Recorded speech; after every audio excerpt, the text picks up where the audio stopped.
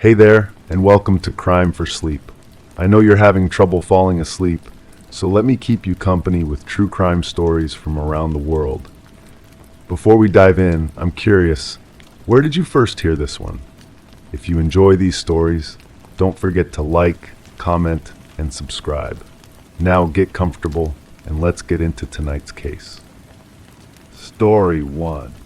I used to dismiss it as nothing more than a quirk of the old radiator, a faint tapping that counted out each evening until sleep came.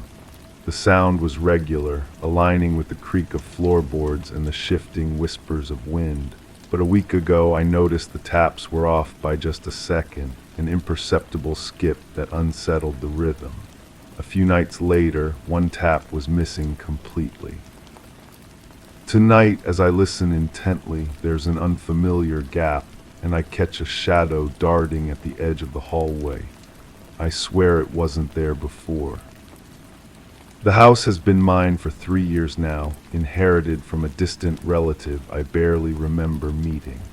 It came with its peculiarities, doors that wouldn't quite close flush, windows that rattled in frames slightly too large, and that radiator with its evening percussion. I'd grown comfortable with these imperfections, even fond of them. They made the house feel alive in a way that sterile modern construction never could.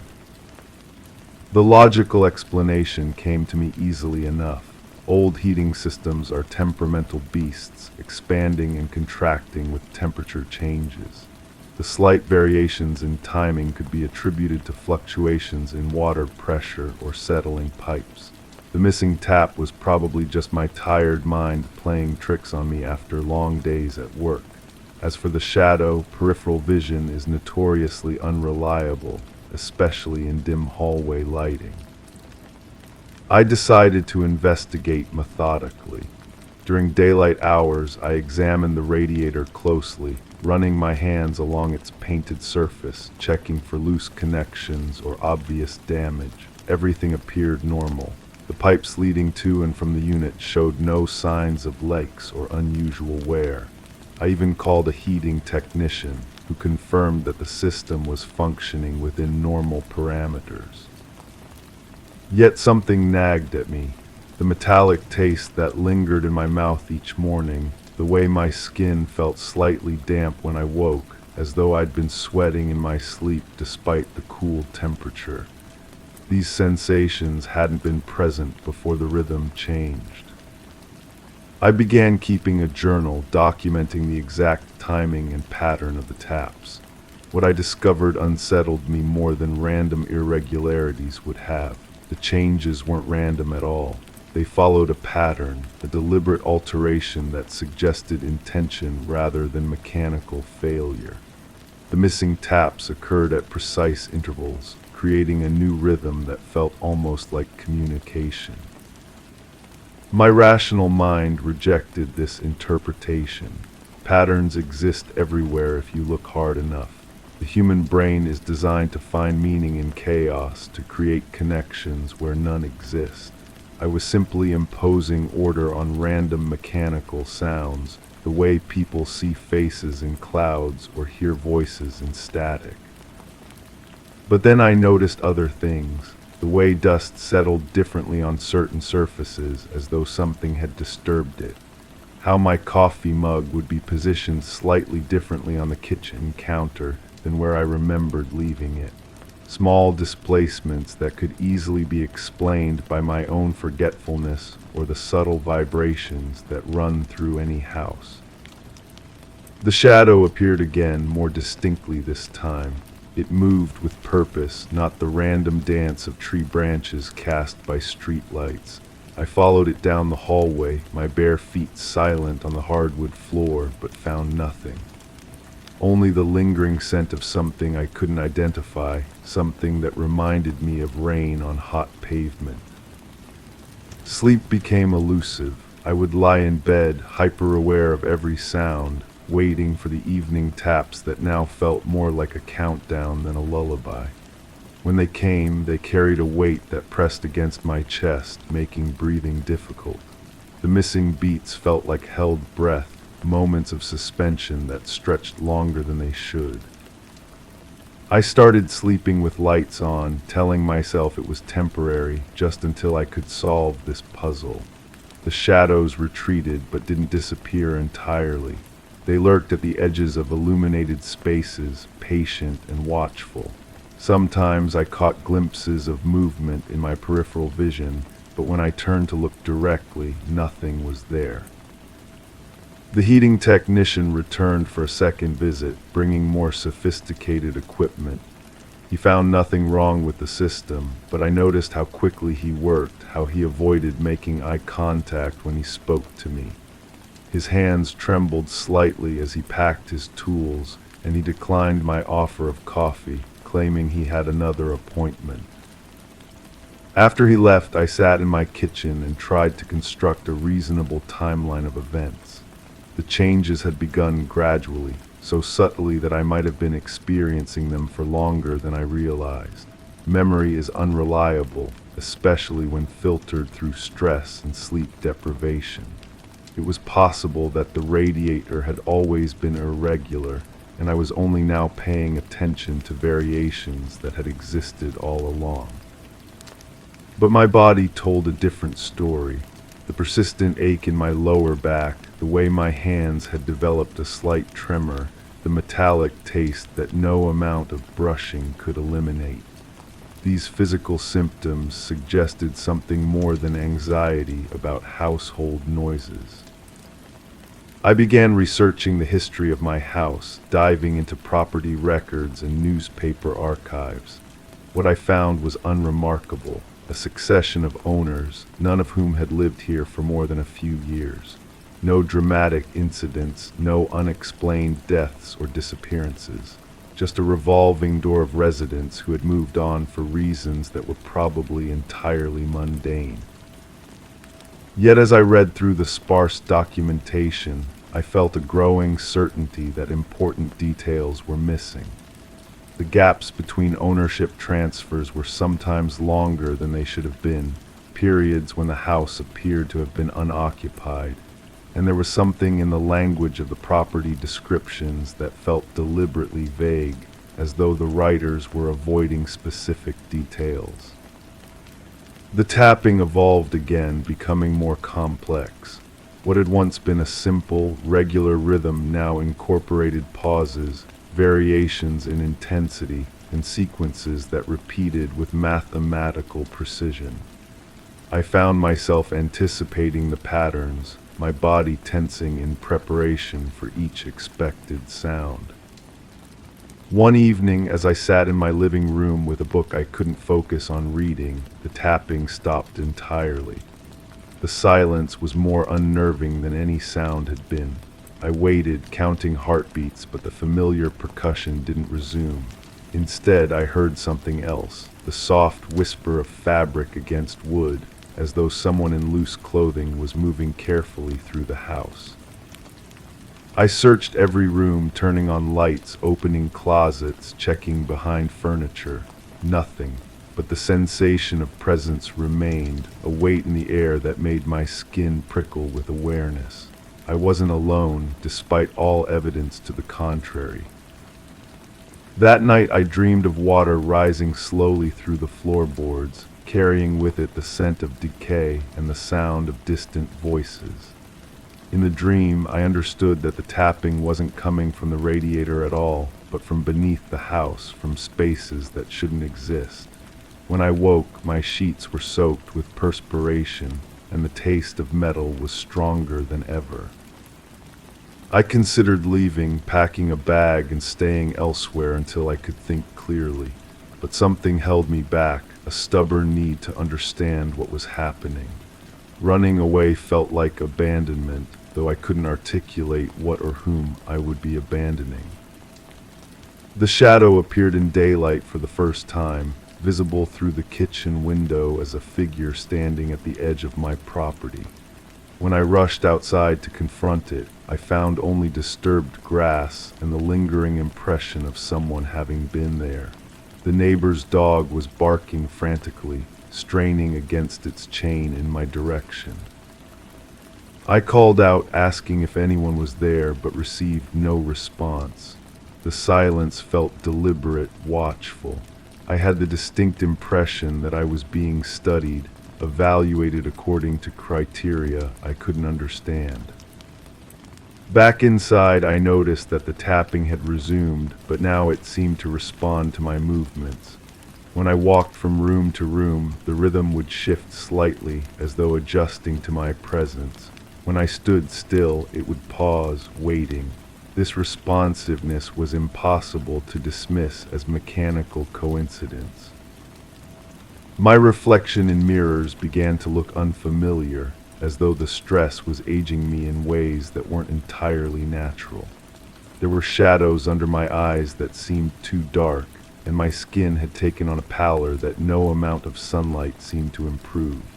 More disturbing were the moments when I would catch sight of myself and feel surprised, as though expecting to see someone else entirely.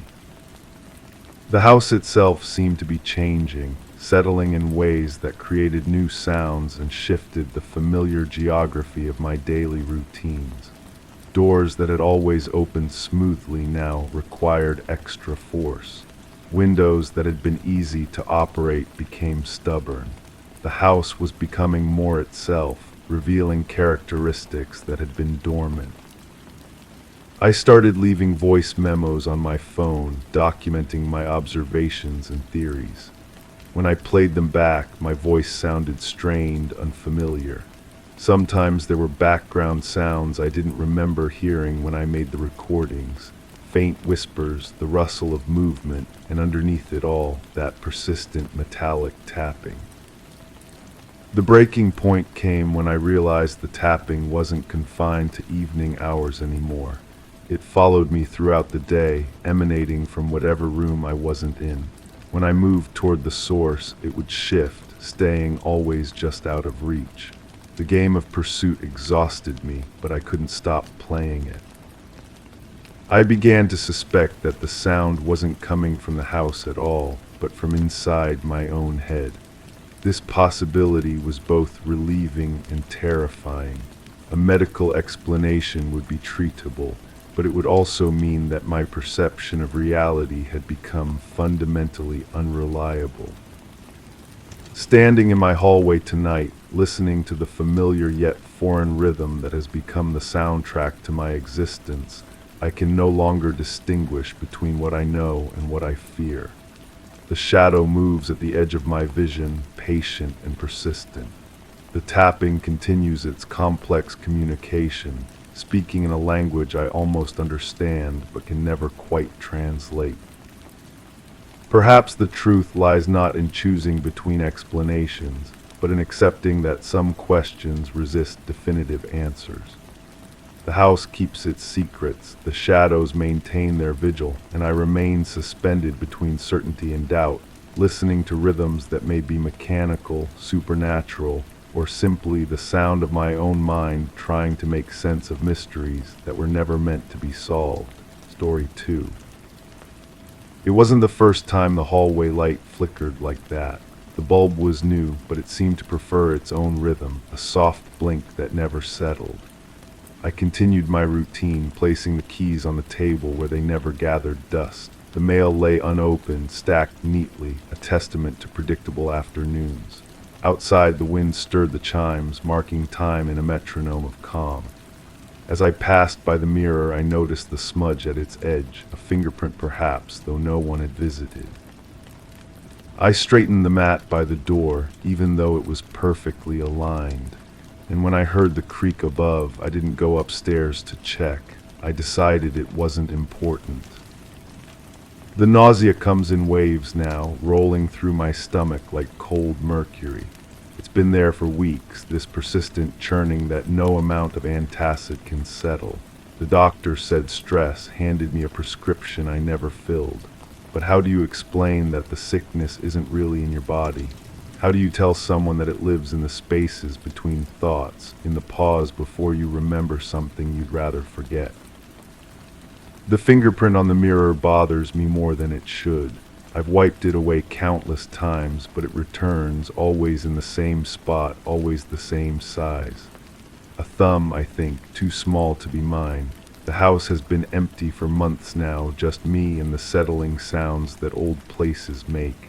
Yet there it is, persistent as a bruise. I remember the first time I noticed the silence upstairs. Not the absence of sound, but the presence of quiet, thick and deliberate. It pressed against the ceiling like water against a dam.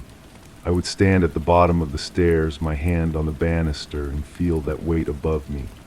Sometimes I thought I heard movement, the soft pad of bare feet on carpet, but when I climbed up to check, the rooms were empty, always empty. The woman at the grocery store asked if I was feeling all right. I must have been staring at the milk cartons too long, or maybe my face had that gray pallor that comes with sleepless nights. I told her I was fine, bought things I didn't need, drove home with my hands gripping the steering wheel until my knuckles went white. In the rearview mirror, I saw a car that might have been following me, but when I turned to look, the road was empty. Memory is a strange architect. It builds rooms you never remember entering, fills them with furniture that shifts when you're not looking. I can recall the taste of coffee that morning, bitter and overbrewed, but I can't remember making it. The cup was already in my hand when I became aware of myself, standing by the kitchen window, watching the neighbor's cat hunt something in the tall grass. The cat caught whatever it was chasing. I saw the small body go limp in its jaws, saw the brief struggle end in stillness. Nature's cruelty, I told myself, but the sight left me hollow. I set the coffee cup down too hard and it cracked along the handle. The sound was sharp, final. I haven't been able to drink from a ceramic mug since. Upstairs, the bedroom door was ajar. I always close it completely. The gap was just wide enough to see the unmade bed, the impression on the pillow that could have been from my own head or from someone else's. The sheets were twisted, pulled free from their corners as if there had been a struggle.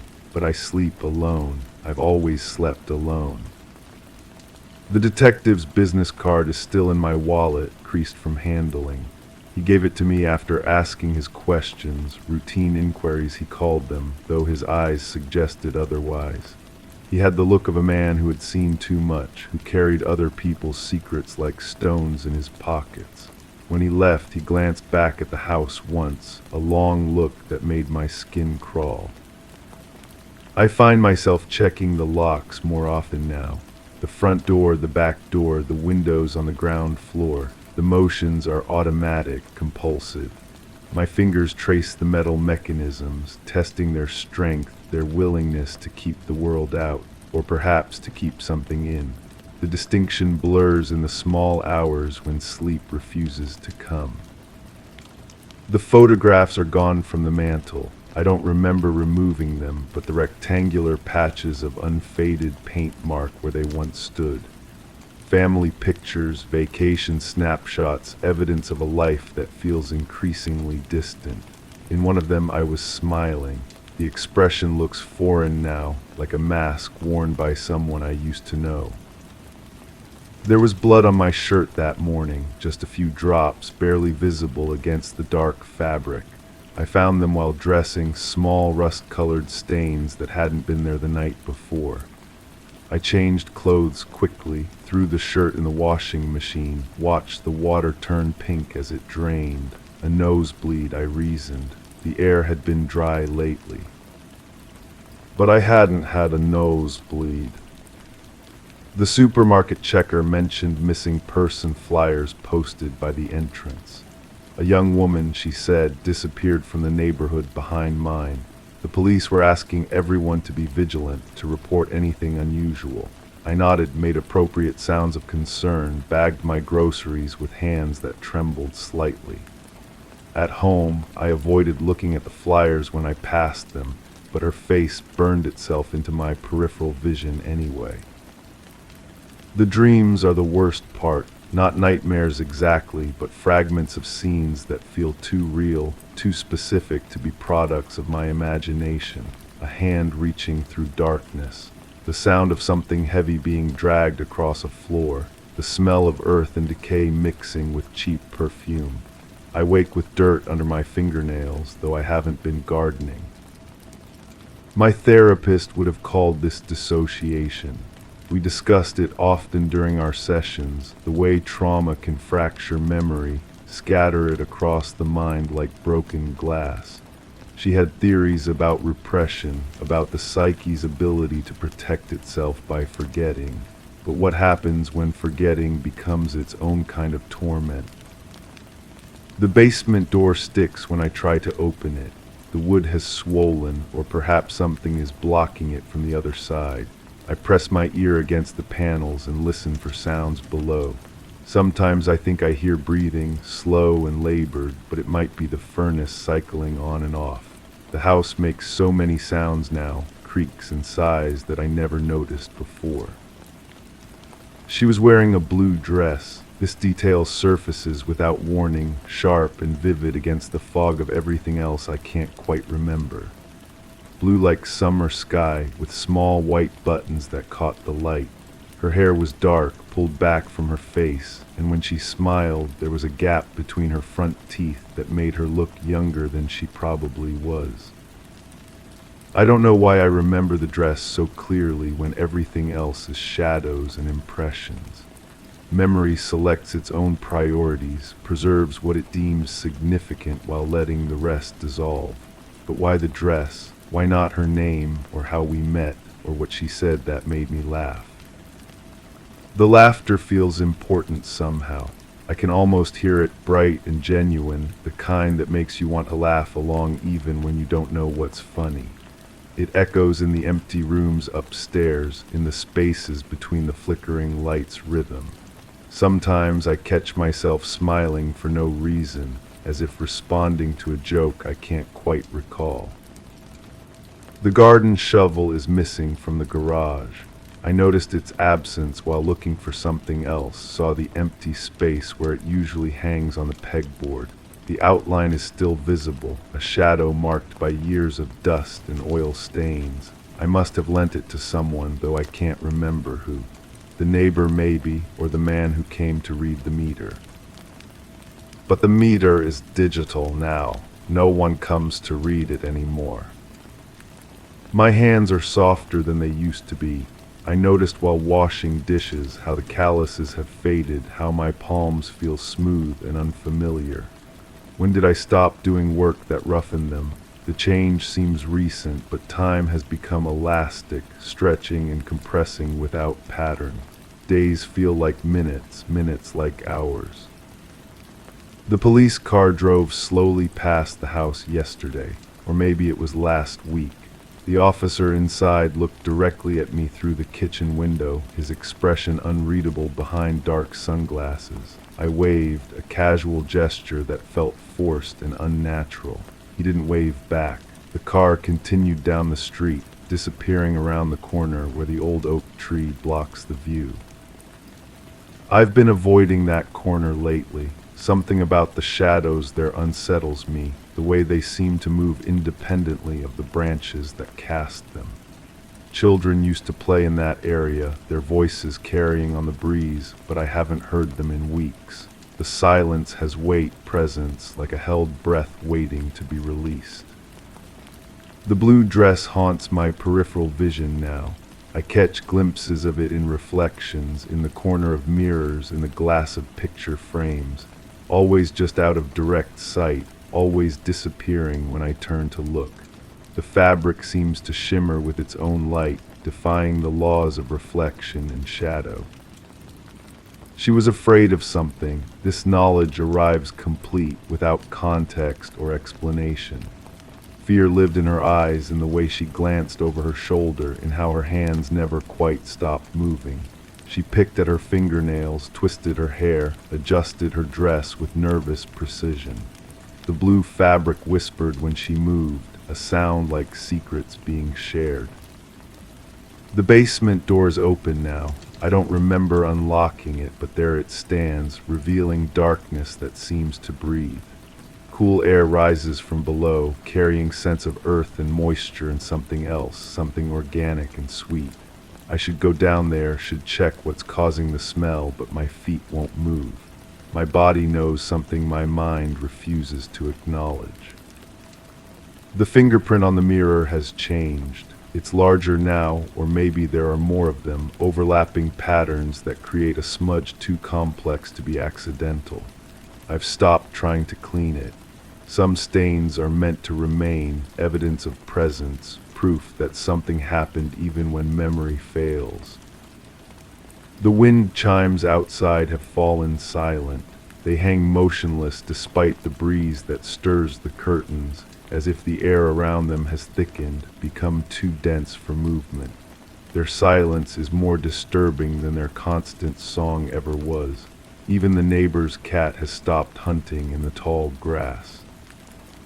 She trusted me. This realization brings fresh waves of nausea, the cold mercury feeling spreading through my chest, my arms, my throat. Trust was in her smile, in the way she walked beside me without checking her escape routes. She felt safe, protected, unaware that protection and danger sometimes wear the same face. The photographs weren't just removed from the mantel, they were destroyed. I find pieces of them now, fragments scattered in drawers I don't remember opening, behind books I never read. A piece of sky from a vacation photo, part of a smile from a family gathering. And I, isolated and accusatory, staring up from the bottom of a coffee cup. My reflection in the bathroom mirror looks wrong. Not obviously different, but subtly altered, as if someone has adjusted the angle of my features by degrees. The face staring back seems familiar yet foreign, like a relative I haven't seen in years. Sometimes I catch it moving independently, continuing to blink or breathe after I've looked away. The earth in the backyard is soft in one particular spot. I noticed while walking the perimeter of the property, checking the fence line for damage that doesn't exist. My foot sank slightly into ground that should have been firm, finding yielding soil where everything else was packed hard by weather and time. The grass there grows differently too, greener and more lush, as if fed by something rich beneath the surface. The blue dress was her favorite. She told me this while we walked, her voice carrying pride and self-consciousness in equal measure. It was new, she said, bought for a special occasion that she never got to define. The fabric felt expensive under my fingers when I touched her shoulder, smooth and cool like water made solid. Why did I touch her shoulder? The memory fragment offers no context, just the sensation of fabric and the warmth of skin beneath it. My hand remembers the contact with disturbing clarity while my mind struggles to place it in sequence with other events. Touch without context becomes something sinister, intimate without permission. The detective called again. His voice on the answering machine sounds tired, worn down by questions that generate no useful answers. He wants to schedule another interview, routine follow-up he calls it, but routine implies regularity, pattern, predictability. Nothing about this feels routine. The message plays on repeat in my head, his words becoming meaningless sounds, rhythm without content. I've started sleeping downstairs. The couch is uncomfortable, too short for my frame, but the bedroom upstairs feels contaminated somehow. The air there is different, thicker, charged with electricity that makes my skin crawl. Sometimes I hear movement in the walls, scratching sounds that could be mice or settling wood or something else entirely. The blue dress is in my closet now. I found it hanging between shirts I rarely wear, the fabric pristine despite everything that should have damaged it. It shouldn't be there, it can't be there. Yet it sways slightly when I open the door, moved by air currents that don't exist. The sight of it makes my stomach clench, brings back the taste of overbrewed coffee and the sound of ceramic cracking. She asked me to walk her home. This memory surfaces with crystalline clarity, unmarked by the fog that obscures everything else. We were standing outside somewhere, a place with bright lights and loud music bleeding through closed doors. She looked tired, vulnerable, young in a way that made me want to protect her. The blue dress caught the streetlight like captured sky. But I don't remember where home was. The destination vanished from memory while the journey remains, fragments of sidewalk and shadow, the sound of her heels on concrete, the smell of her perfume mixing with night air. We talked about something important, something that made her laugh and then fall silent. The silence stretched between us like a bridge neither wanted to cross. The basement smells stronger now. Sweet decay rises through the floorboards, seeps into the living spaces above. I've placed air fresheners in every room, but synthetic pine and artificial flowers can't mask the organic truth beneath. The house is trying to tell me something, speaking in a language of scent and shadow. My fingernails are clean now, but the memory of dirt lingers. Phantom soil that I can feel but not see, grit that works its way under my skin despite obsessive washing. The sensation drives me to scrub until my fingers are raw, until the skin cracks and bleeds, but the feeling of contamination remains. The blue dress moves at night. I hear the whisper of fabric against fabric, the soft susurrus of cloth in motion. When I check the closet, it hangs motionless, innocent, but the air around it feels disturbed, molecules still settling back into place. Sometimes I think I catch the scent of her perfume, faint but unmistakable, mixing with mothballs and cedar. She was going to call her mother. This detail emerges without context, another piece of a puzzle I can't complete. Her phone was dead, the screen black and unresponsive, and she seemed anxious about the missed connection. Family was important to her, she said, especially her mother who worried when calls went unanswered. The guilt in her voice suggested a history of causing such worry. The missing person flyers have multiplied. They cover every surface now, telephone poles and storefront windows, bulletin boards and abandoned buildings. Her face stares out from dozens of locations, brown eyes that seem to track movement, to follow observers with accusatory patience. The reward amount has increased, desperation made manifest in larger numbers. I avoid looking directly at the flyers, but peripheral vision betrays me. She's everywhere now, watching from corners, haunting reflections, appearing in the grain of wood and the patterns of wallpaper. Her face has become part of the landscape, as permanent and unavoidable as shadows. The garden shovel reappeared in the garage yesterday, or maybe I imagined its absence created mystery where none existed. It hangs in its proper place, clean and bright, showing no signs of use. But the blade seems different somehow, sharper perhaps, or worn in new places.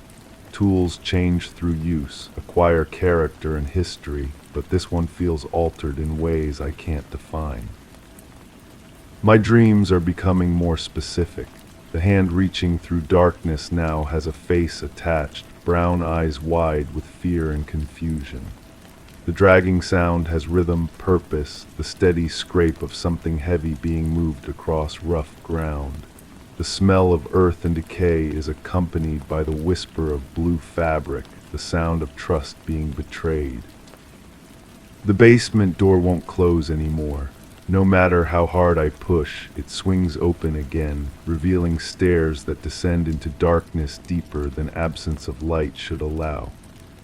The sweet smell rises stronger now, cloying and inescapable, filling the house with evidence of secrets buried but not forgotten. She said my name. This memory arrives like a physical blow, stunning in its clarity and implications.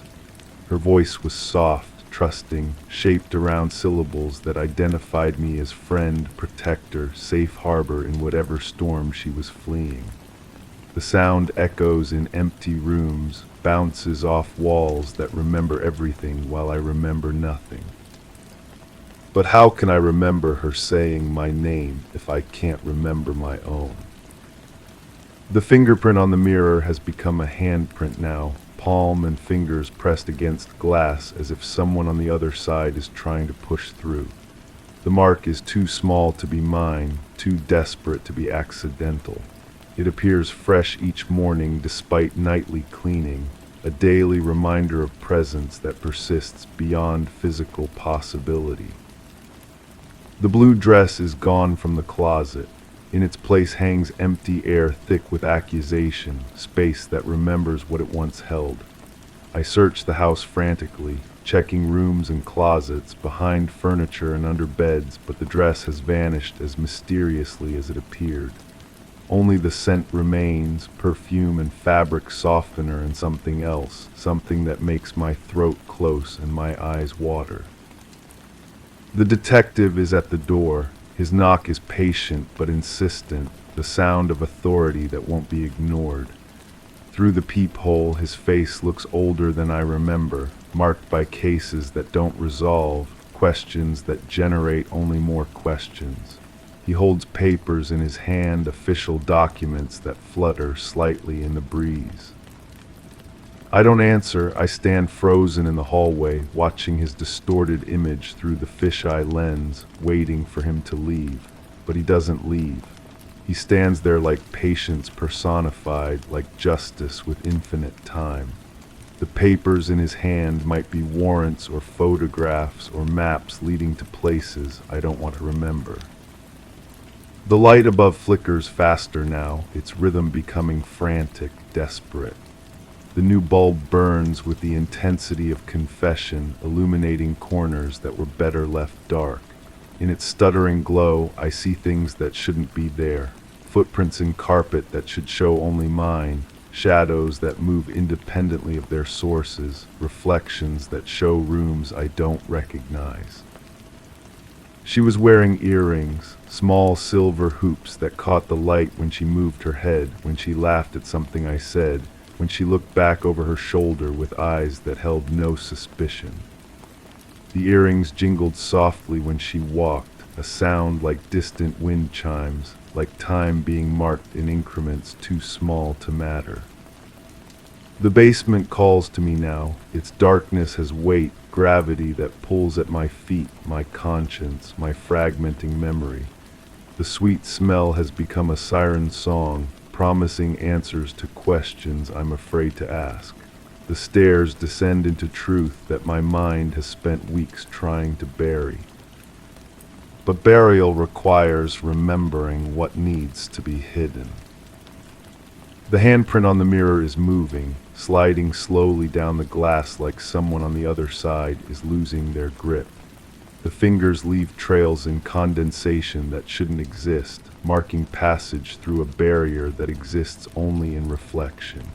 Soon the hand will reach the bottom of the mirror, and then what? What happens when the desperate grasp finally lets go? I am standing at the top of the basement stairs. The decision to come here wasn't conscious, but here I am, looking down into darkness that breathes with organic rhythm. The sweet smell rises like incense, like prayers offered to gods who demand terrible sacrifices.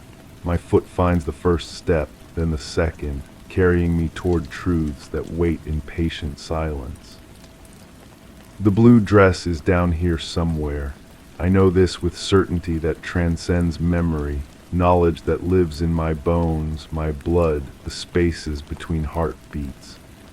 It waits in the darkness like evidence, like accusation, like the final piece of a puzzle I've been unconsciously solving.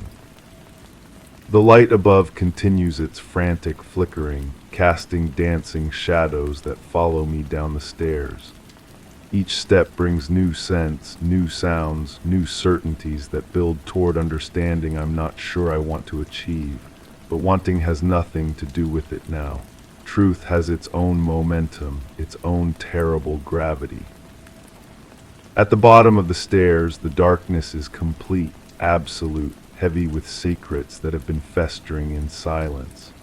My hand finds a light switch, flips it with fingers that tremble with recognition rather than fear.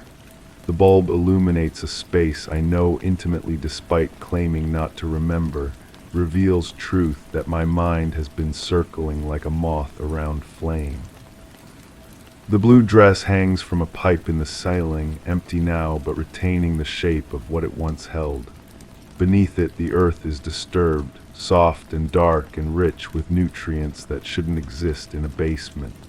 The garden shovel leans against the wall, its blade clean but somehow guilty, complicit in work that required no witnesses.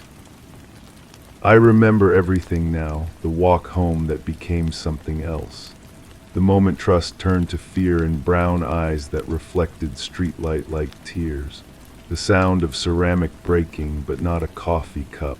The taste of panic, metallic and sharp, mixing with perfume and the whisper of blue fabric. The handprint on the mirror upstairs finally lets go, slides down the glass and disappears, leaving only clean surface that reflects nothing but empty rooms and flickering light. The house settles into new silence, the quiet of secrets finally acknowledged, truth finally faced. But acknowledgement changes nothing. The basement still smells of earth and decay. The blue dress still hangs empty in the darkness. The detective still waits at the door with papers that will transform knowledge into consequence. And I still stand here, remembering everything and understanding nothing, caught between truth and madness, between memory and the desperate need to forget again. The light above flickers one final time, then steadies, illuminating a scene that will never change, a moment frozen in amber of my own making. The wind chimes outside begin to sing again, marking time in a rhythm that matches my heartbeat, counting down to whatever comes next. Story 3. Every Monday morning, without fail, a small stack of envelopes was slipped under my door. A quick glance, always the same, bills, flyers, and an innocuous, unmarked note. I never paid it much attention, assuming it was just a misplaced reminder meant for someone else. Yet each week an unsettling feeling grew as the note changed, once just a different shade of paper, then a heavier weight, and finally a crease in the center. This morning the envelopes arrived again, but the note wasn't among them. It was the first time it didn't appear, and now I wonder what it meant.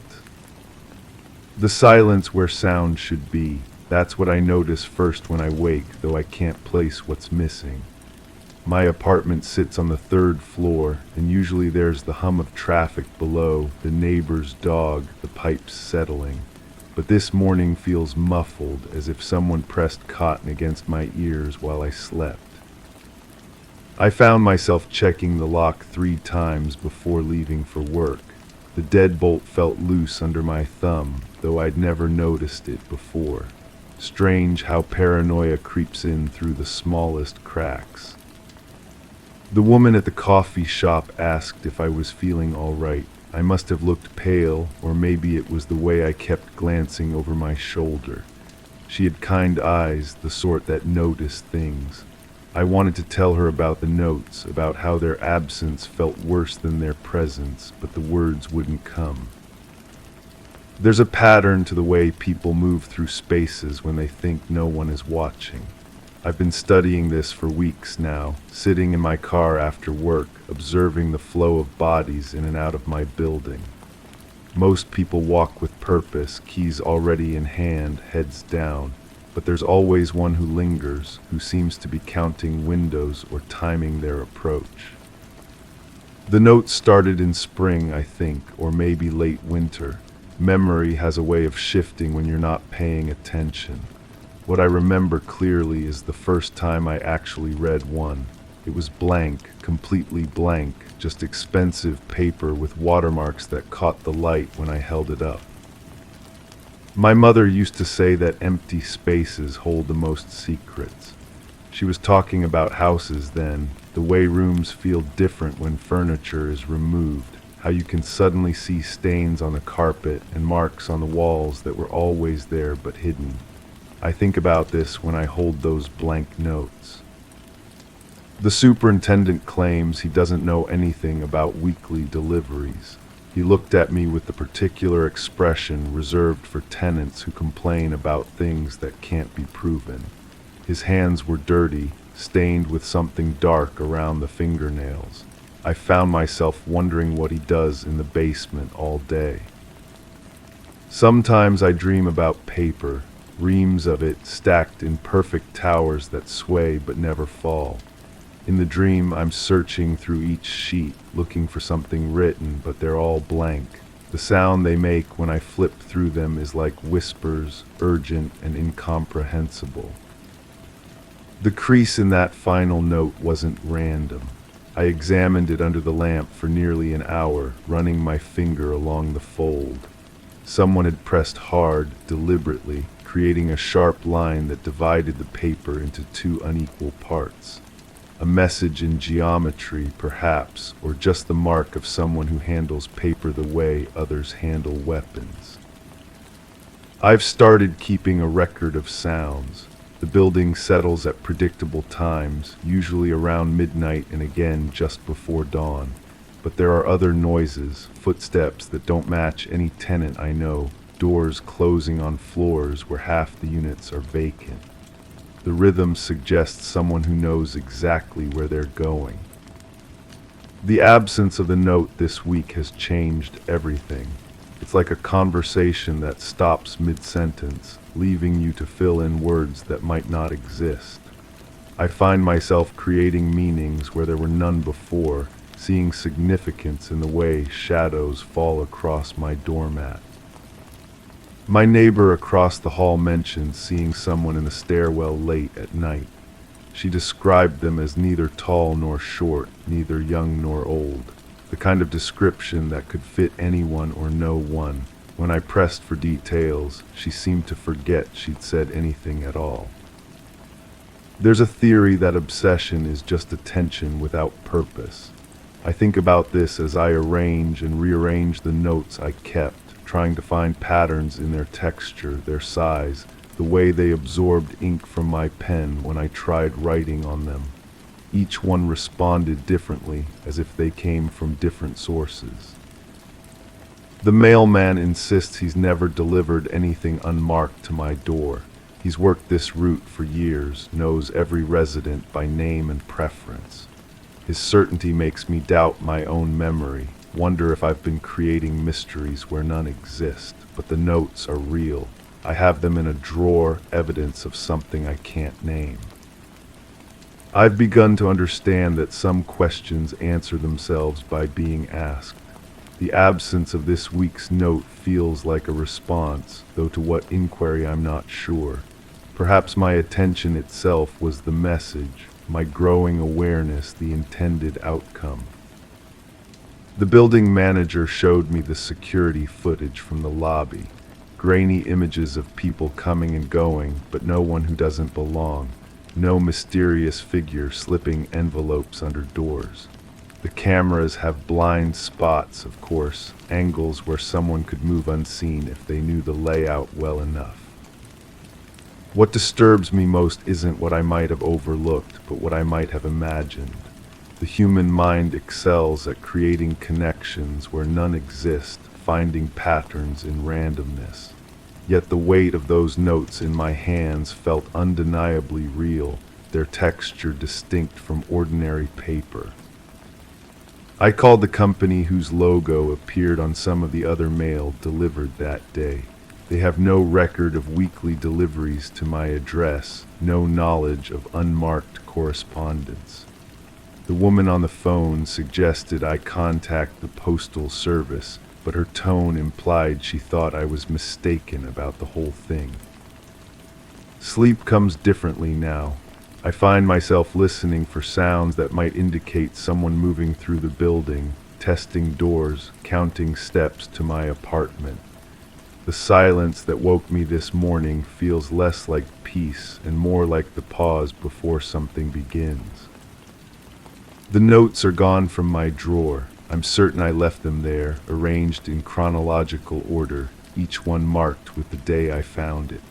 Now the drawer holds only dust and the faint impression of paper against wood. Someone has been in my apartment, or I've hidden them so well I can't remember where.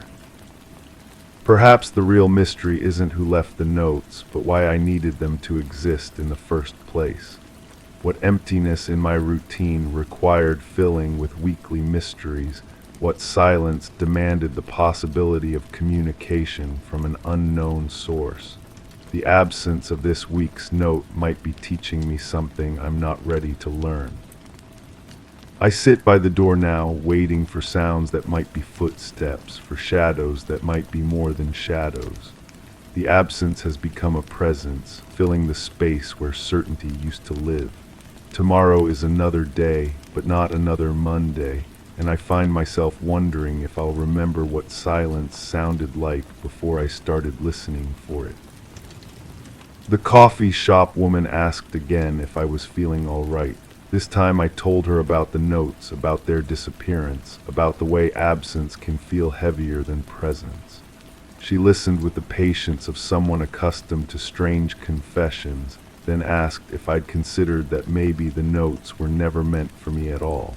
Maybe I was just the keeper, holding them until their real recipient was ready.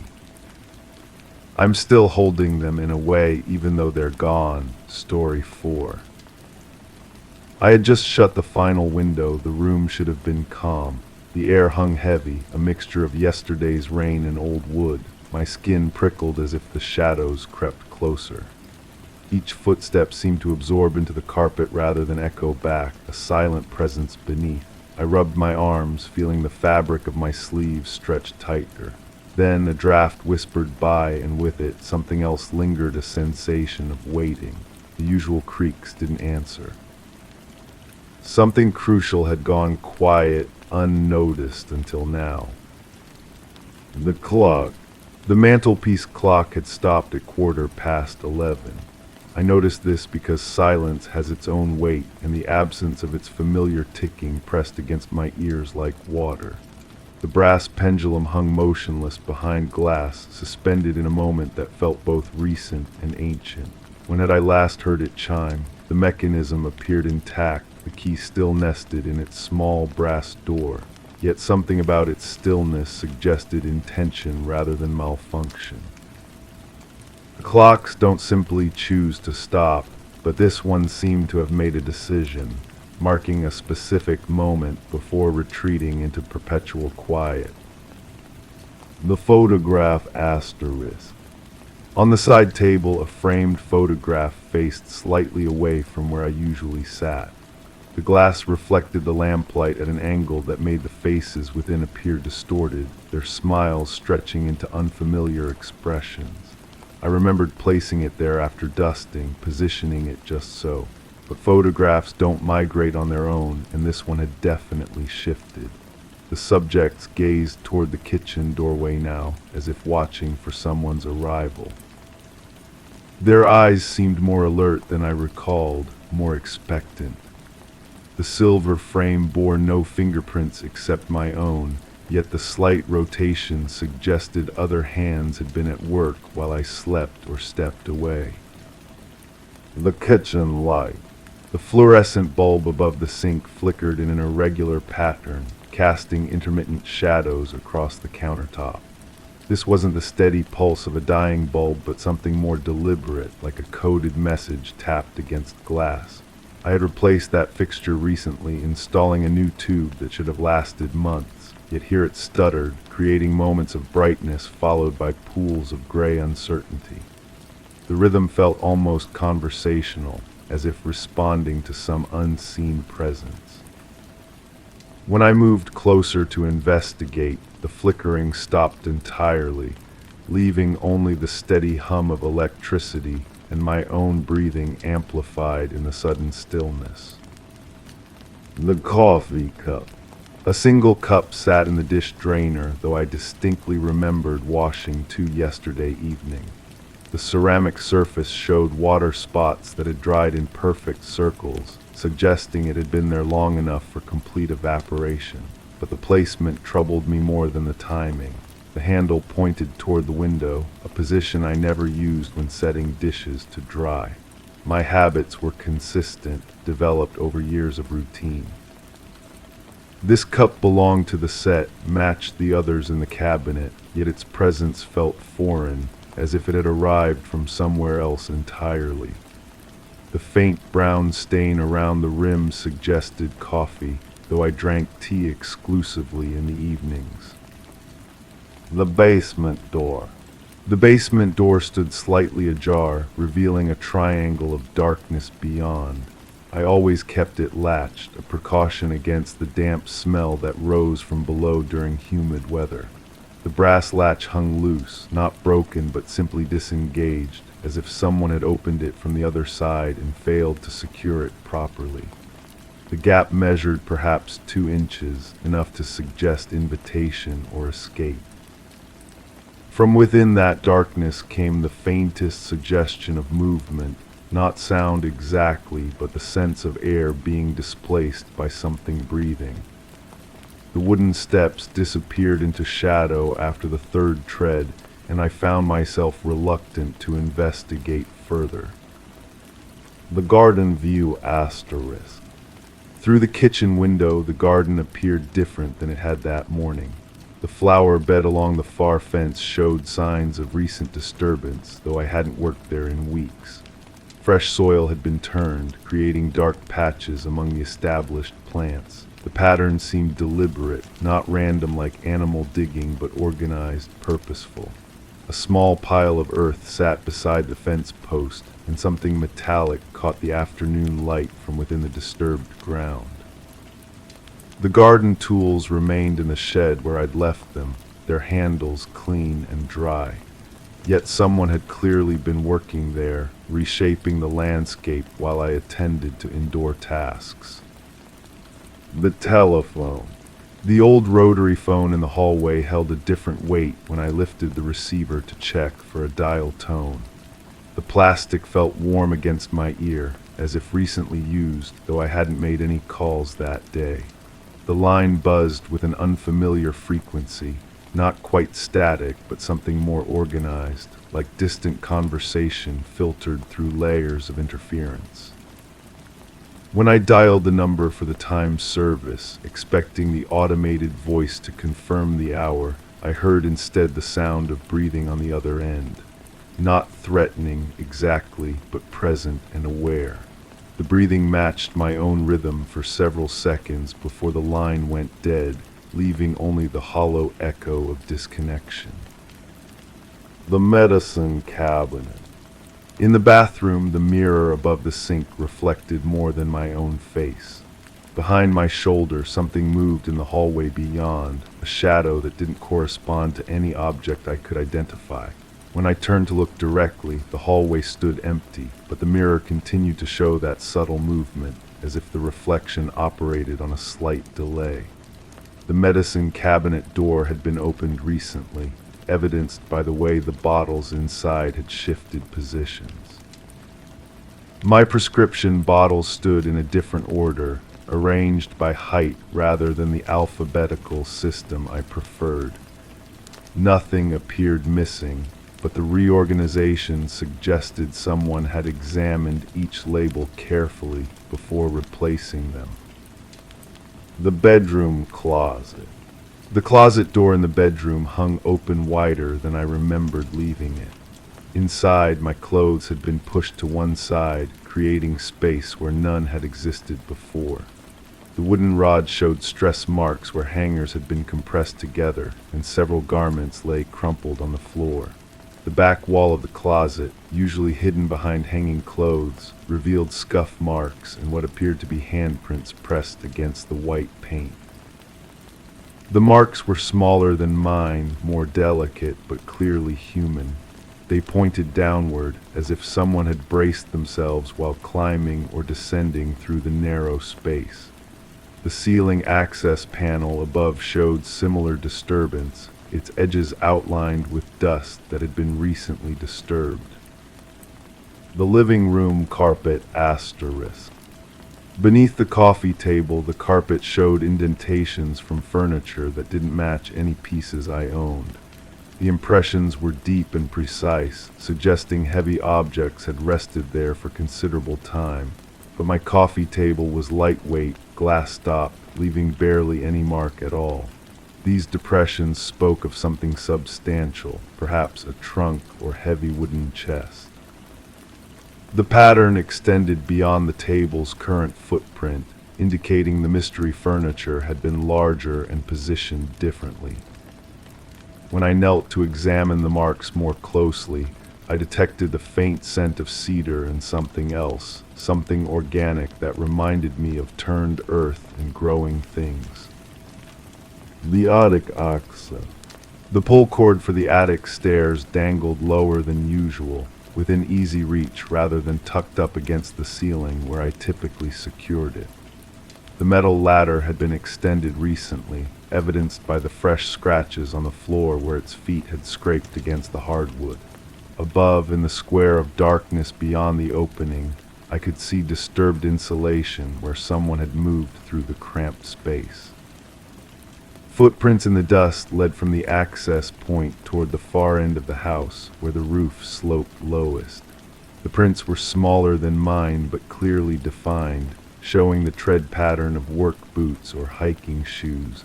They disappeared into the shadows beyond my flashlight's reach. The kitchen window.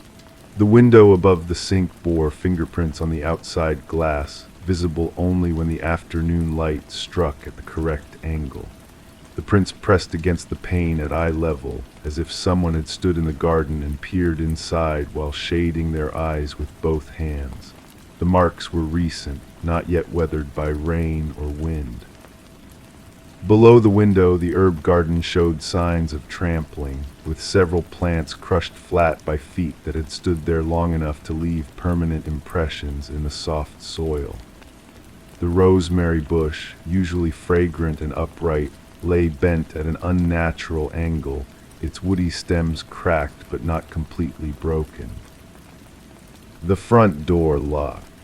The deadbolt on the front door showed scratches around the keyhole that hadn't been there before.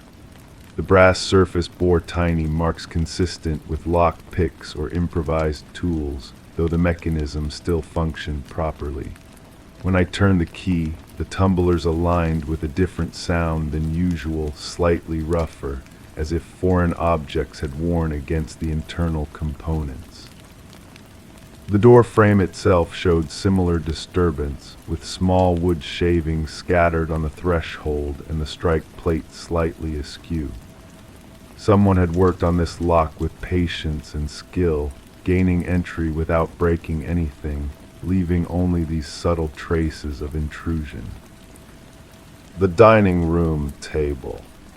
On the polished wood surface, water rings marked where glasses had been set without coasters. The stains were fresh, not yet absorbed into the finish, suggesting recent use. But I hadn't entertained guests or eaten in the dining room for weeks, preferring the kitchen counter for my solitary meals. The chairs had been pulled out from the table at irregular angles, as if people had risen quickly from a meal or meeting. Crumbs scattered near one place setting indicated bread or crackers, and a faint wine stain darkened the tablecloth near what would have been the head of the table. The scene suggested a gathering, perhaps even a celebration, that had occurred without my knowledge or participation. The bookshelf. Several volumes on the living room bookshelf had been removed and replaced incorrectly. The spines no longer aligned in the careful order I maintained, and dust outlines showed where books had been pulled from their proper places. One volume lay face down on the shelf, its pages splayed open to a chapter I didn't remember reading. The margins showed pencil marks and underlined passages, annotations in handwriting that resembled mine but felt somehow foreign. The selected text dealt with memory and perception, with particular attention to passages about the reliability of eyewitness accounts and the way trauma could alter recollection. Someone had been studying these concepts carefully, taking notes in my books with my pencils. The bathroom mirror. Steam fogged the bathroom mirror despite my not having showered recently. The condensation formed patterns that suggested someone had drawn shapes or letters on the glass before it clouded over. As the steam slowly cleared, faint outlines remained visible, traces of fingers that had moved across the surface in deliberate strokes. The patterns resembled words, though I couldn't quite decipher their meaning before they faded completely. The bathroom felt warmer than the rest of the house, as if hot water had been running recently and the towels hung damp on their hooks. The soap bar showed wear marks from recent use, and water droplets still clung to the shower walls. The kitchen drawer. The utility drawer in the kitchen had been searched methodically. Items that belonged in specific compartments had been moved and replaced haphazardly. The flashlight I kept there was missing, though I found it later on the basement stairs, its batteries drained and casing warm to the touch. Rubber bands had been scattered throughout the drawer, and several pens leaked ink onto the wooden bottom. Most disturbing was the absence of the spare house key, which I kept wrapped in tissue paper at the back of the drawer. The tissue remained, carefully refolded, but the key had vanished. Someone had found exactly what they were looking for while maintaining the pretense of undisturbed searching. The final shadow asterisk. As evening settled around the house, I noticed one shadow that moved independently of any light source. It stretched across the hallway floor, originating from no visible object, extending toward the front door like a dark finger pointing the way out. The shadow remained constant even when I blocked the various lamps and overhead fixtures, as if cast by something that existed beyond normal illumination. It wavered slightly, the way shadows do when their source moves or breathes. When I stepped directly into its path, my own shadow merged with it briefly, and for that moment I felt a chill that had nothing to do with temperature. The sensation lingered even after I moved away, a cold presence that seemed to recognize me, to know why I was there, and to be waiting patiently for whatever would happen next. Story 5. It started as a soft patter against the wooden boards. I froze halfway through the kitchen, the familiar echo seeming out of place in the quiet of my home. The sound lingered, rhythmic and light, yet it carried an unsettling weight as it seemed to approach. My eyes scanned the room, every corner feeling too open and exposed. The windows were closed, offering no breeze to explain it away. The air tasted stale, buzzing with a kind of energy that made my skin prickle. Memories flickered, vague yet undeniable, of nights I couldn't quite place. I had heard footsteps like these before, somewhere I dared not to remember. It shouldn't have been possible, but it was. I convinced myself it was nothing more than the house settling. Old wood expands and contracts, especially during temperature changes. The heating system had kicked on earlier, and these century-old floorboards were prone to creaking. I'd lived here long enough to know every sound this place could make. The footsteps stopped. I moved to the window above the sink, peering through the gap between the curtains. The backyard stretched into darkness, the motion sensor light remaining stubbornly off. No shadows moved across the grass. No figure retreated into the tree line. The logical explanation held firm in my mind: thermal expansion, nothing more. But my hands trembled as I filled the kettle with water. The next morning brought clarity.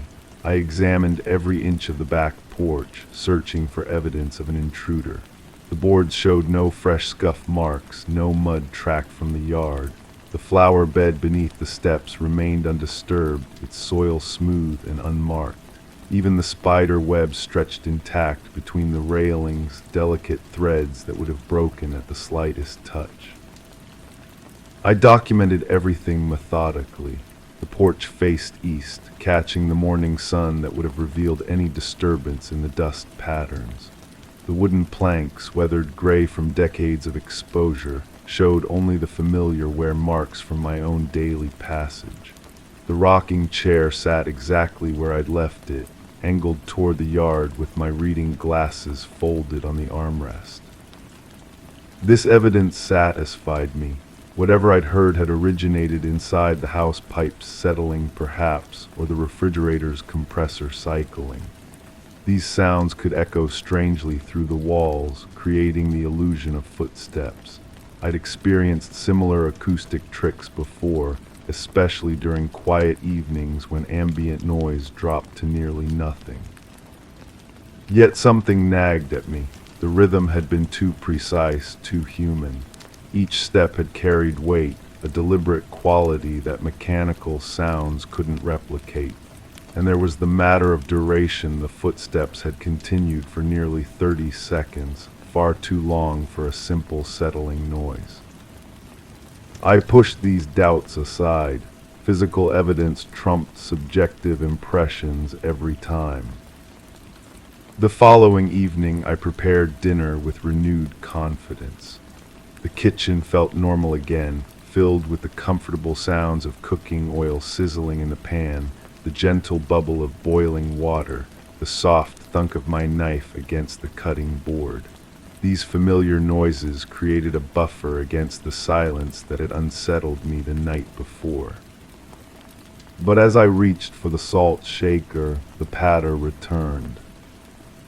This time I forced myself to remain calm. I counted the steps, 1, 2, 3, 4. They moved from the far end of the porch toward the kitchen window, each footfall distinct and measured. The sound was clearer now, unmistakably that of someone walking across wooden planks. I grabbed the flashlight from the drawer and stepped outside. The porch was empty. The motion sensor blazed to life, flooding the area with harsh white light that revealed every detail. Nothing moved. No one crouched in the shadows or fled toward the yard. The night air carried only the scent of cooling earth and the distant hum of traffic from the main road. I stood there for several minutes, sweeping the flashlight beam across every possible hiding spot. The logical mind insisted on thoroughness. Behind the propane tank, under the stairs, around the corner where the porch wrapped toward the side yard, every location checked and cleared. The explanation came to me as I headed back inside. Sound travels in mysterious ways, especially in rural areas where houses sit close to wooded areas. What I'd heard could easily have been someone walking on a neighbor's deck, the sound carrying through the trees and reflecting off my own porch roof. Acoustic phenomena could create the illusion that distant sounds originated nearby. This theory felt solid, reasonable. I could sleep peacefully knowing I'd solved the mystery. But sleep didn't come easily. In the darkness of my bedroom, fragments drifted through my consciousness like smoke. Images without context, a figure moving through shadows, hands pressed against glass, the taste of fear sharp and metallic in my mouth. These weren't memories exactly, more like impressions left by dreams I couldn't quite recall.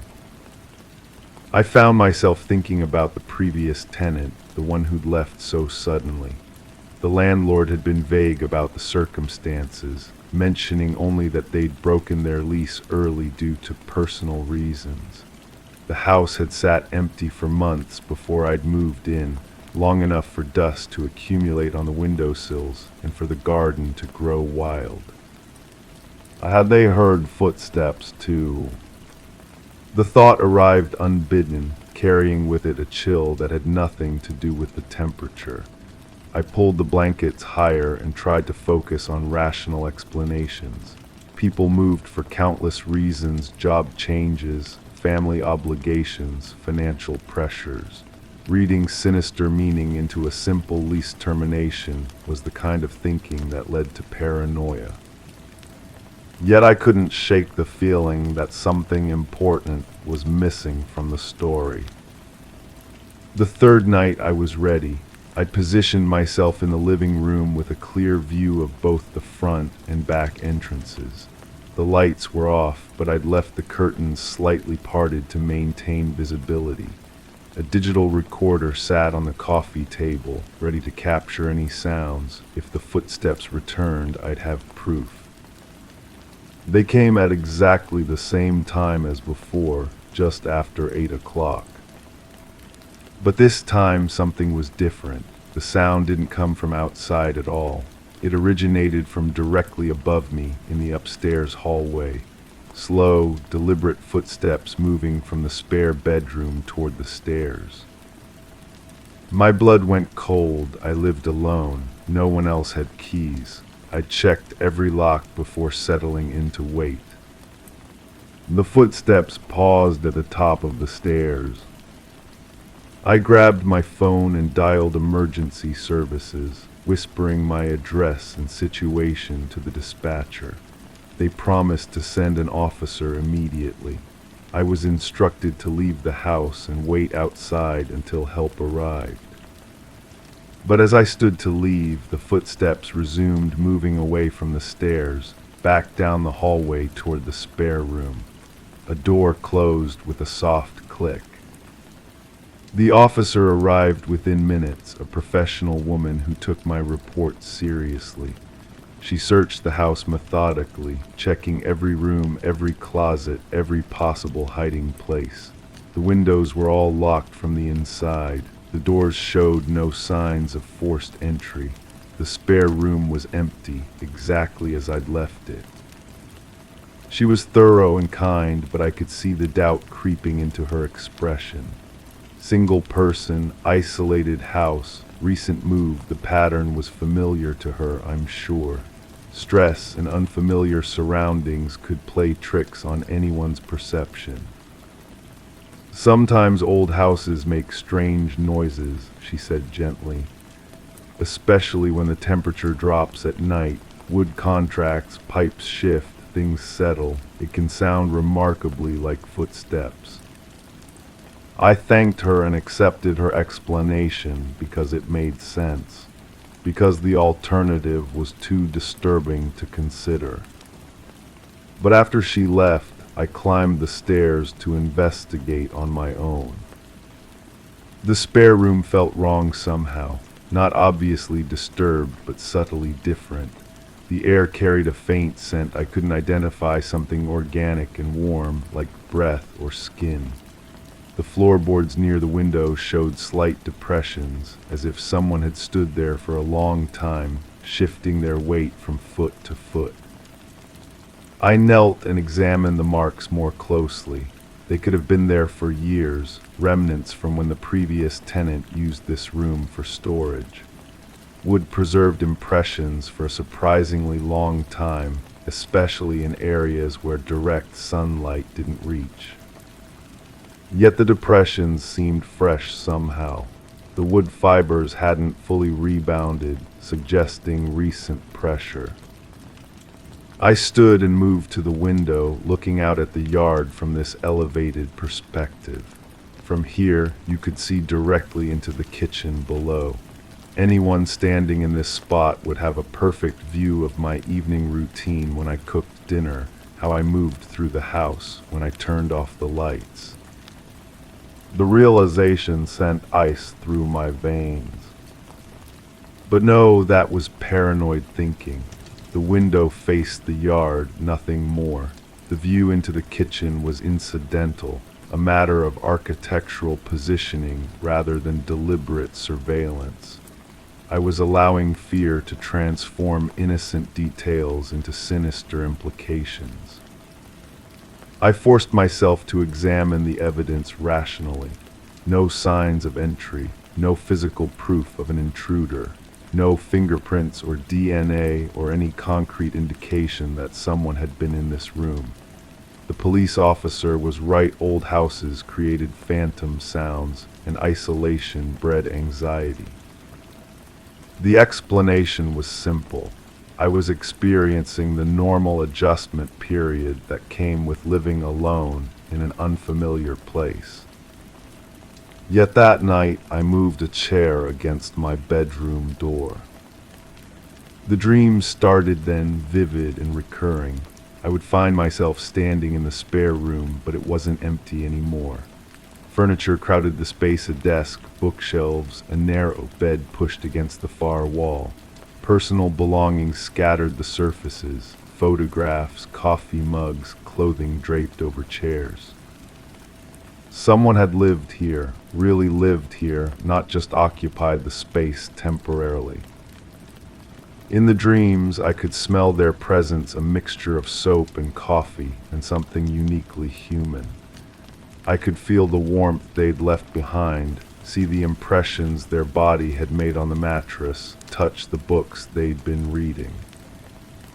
And always in these dreams, I sensed they were coming back.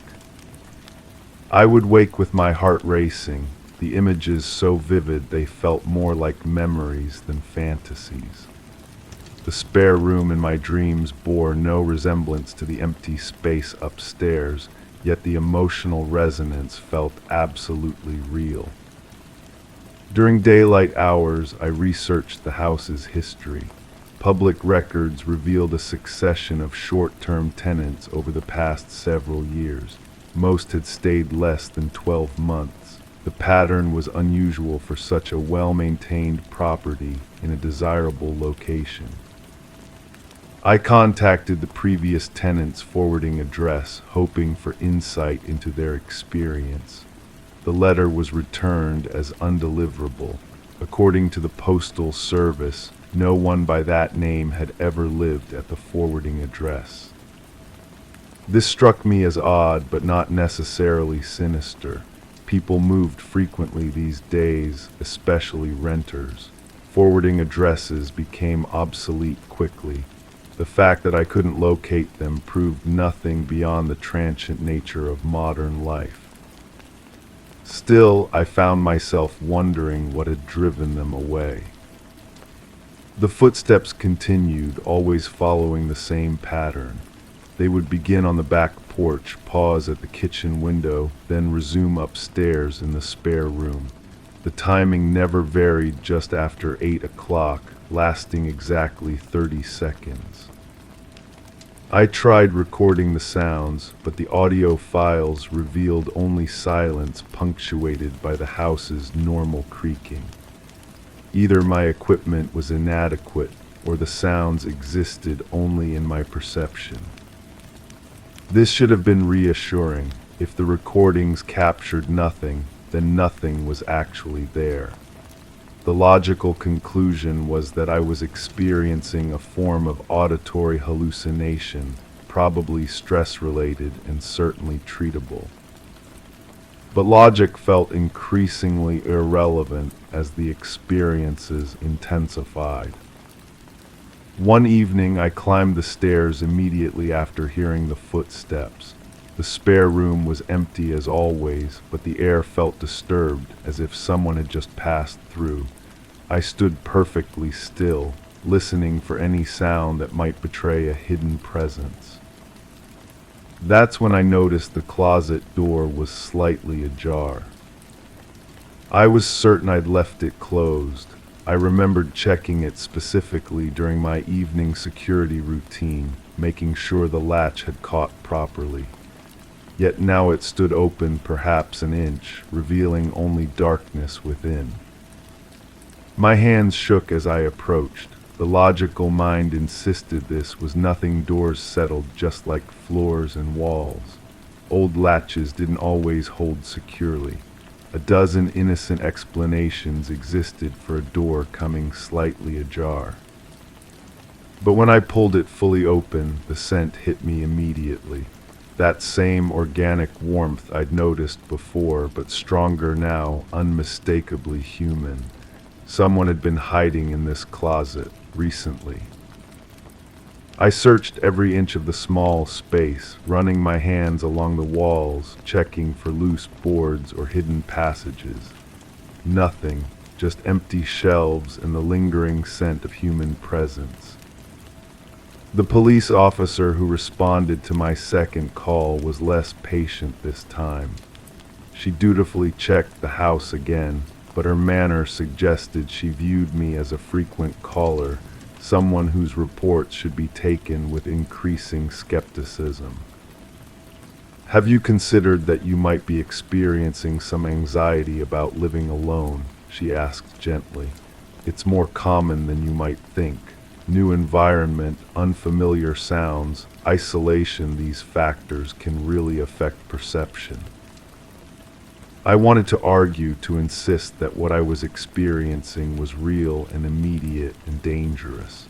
But doubt had begun creeping into my own mind. Was I losing my grip on reality? Were these elaborate hallucinations products of stress and solitude? The uncertainty was almost worse than the fear. I began sleeping with the lights on, afraid of what darkness might bring. The spare room drew me like a magnet during daylight hours. I would stand in the doorway, studying every detail, searching for changes or signs of occupation. Sometimes I thought I saw them, a depression in the carpet where none had been before, dust patterns that suggested recent disturbance, the faint outline of a hand on the window glass. But when I looked more closely, these signs would fade, becoming ambiguous or disappearing entirely. My reflection in the spare room window began to look strange to me, distorted somehow, as if the glass was showing me something that wasn't quite accurate. I would catch glimpses of movement in my peripheral vision, but turning to look directly would reveal nothing. The boundary between perception and reality was dissolving. One night I woke to find myself standing in the spare room with no memory of getting out of bed. Moonlight streamed through the window, casting strange shadows that seemed to move independently of any light source. The air felt thick, charged with presence. I wasn't alone in the room. The certainty hit me like a physical blow. Someone stood in the corner, perfectly still, watching me with an intensity I could feel against my skin. I couldn't see them clearly. They existed more as an absence of light than a visible form, but their presence was undeniable. We stood there for what felt like hours, two figures frozen in mutual observation.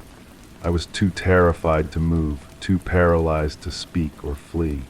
They seemed content to simply watch, as if my fear was exactly what they'd been waiting for. When I finally managed to turn on the light, the room was empty. But the feeling of being watched didn't fade.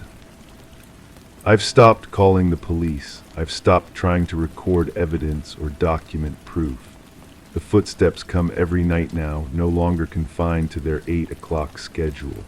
They wander through the house at all hours, sometimes pausing outside my bedroom door, sometimes climbing the stairs repeatedly, sometimes pacing back and forth across the spare room floor.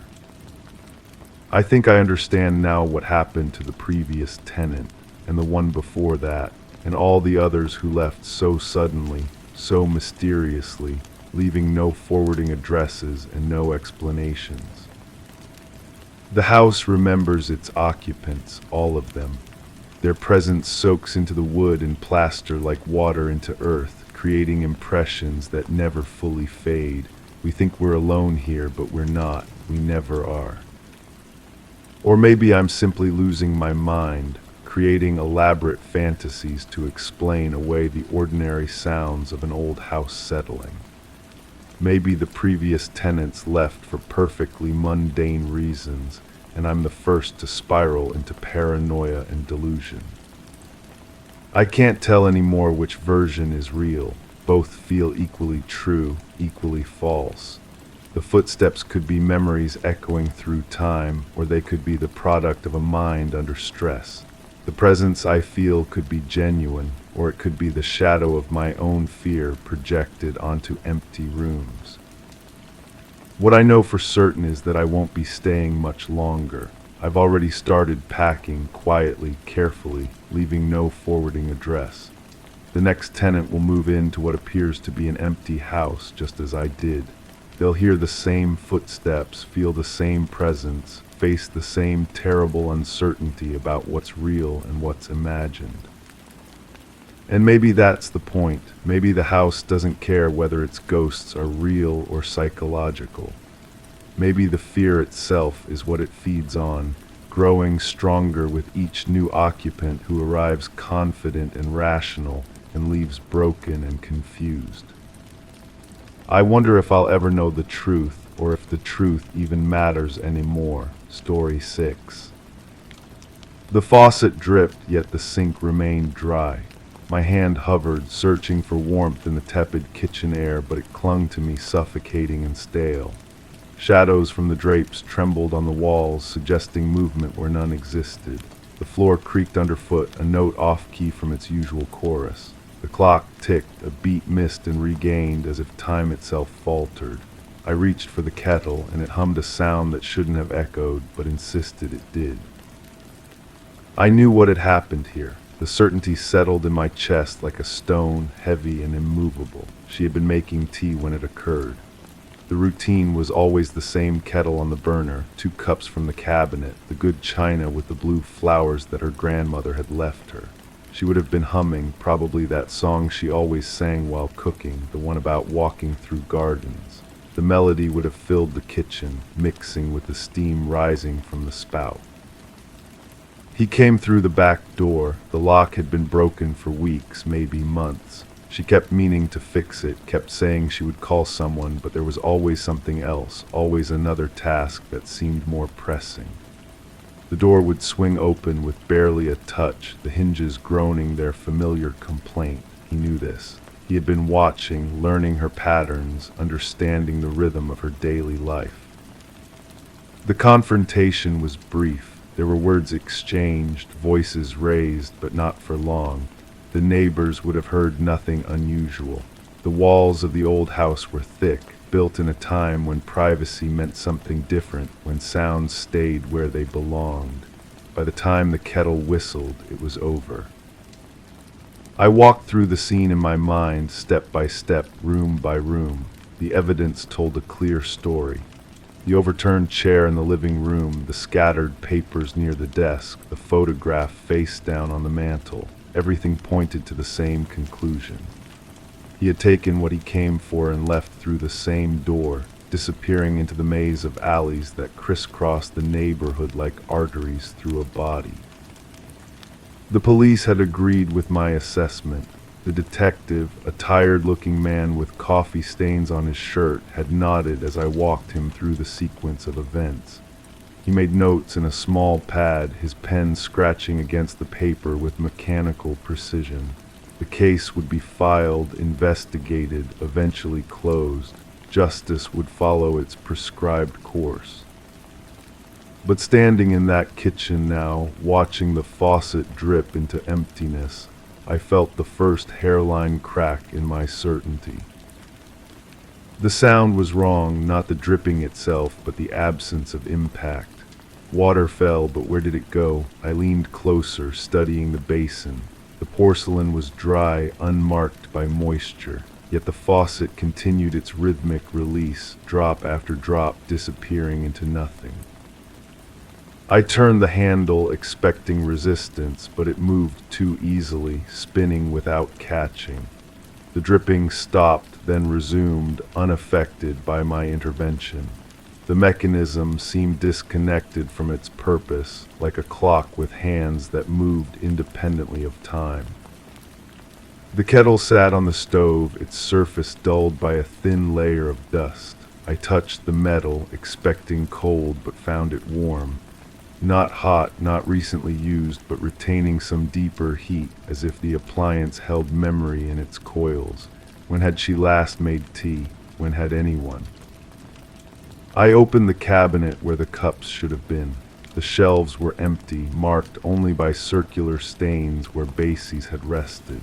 The blue-flowered china existed in my mind, detailed and complete, but not in this kitchen. Had I seen it elsewhere?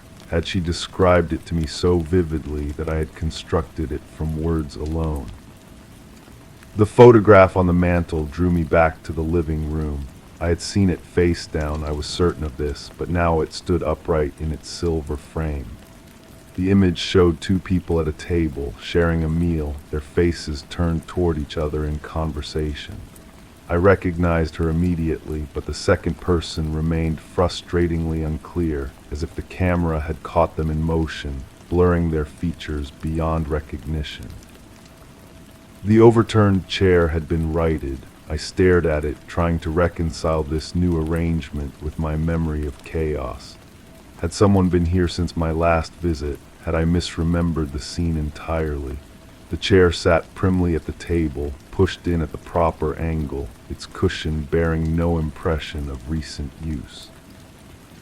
I searched for the scattered papers, the evidence of struggle and haste.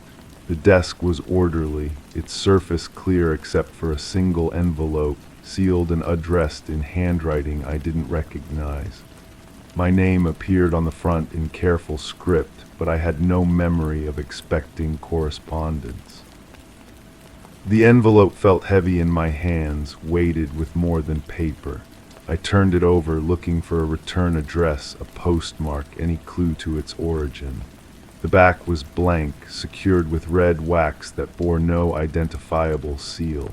The weight shifted as I moved it, suggesting contents beyond a simple letter. I hesitated to open it. Once broken, the seal would reveal whatever truth lay inside, and I was no longer certain I wanted to know.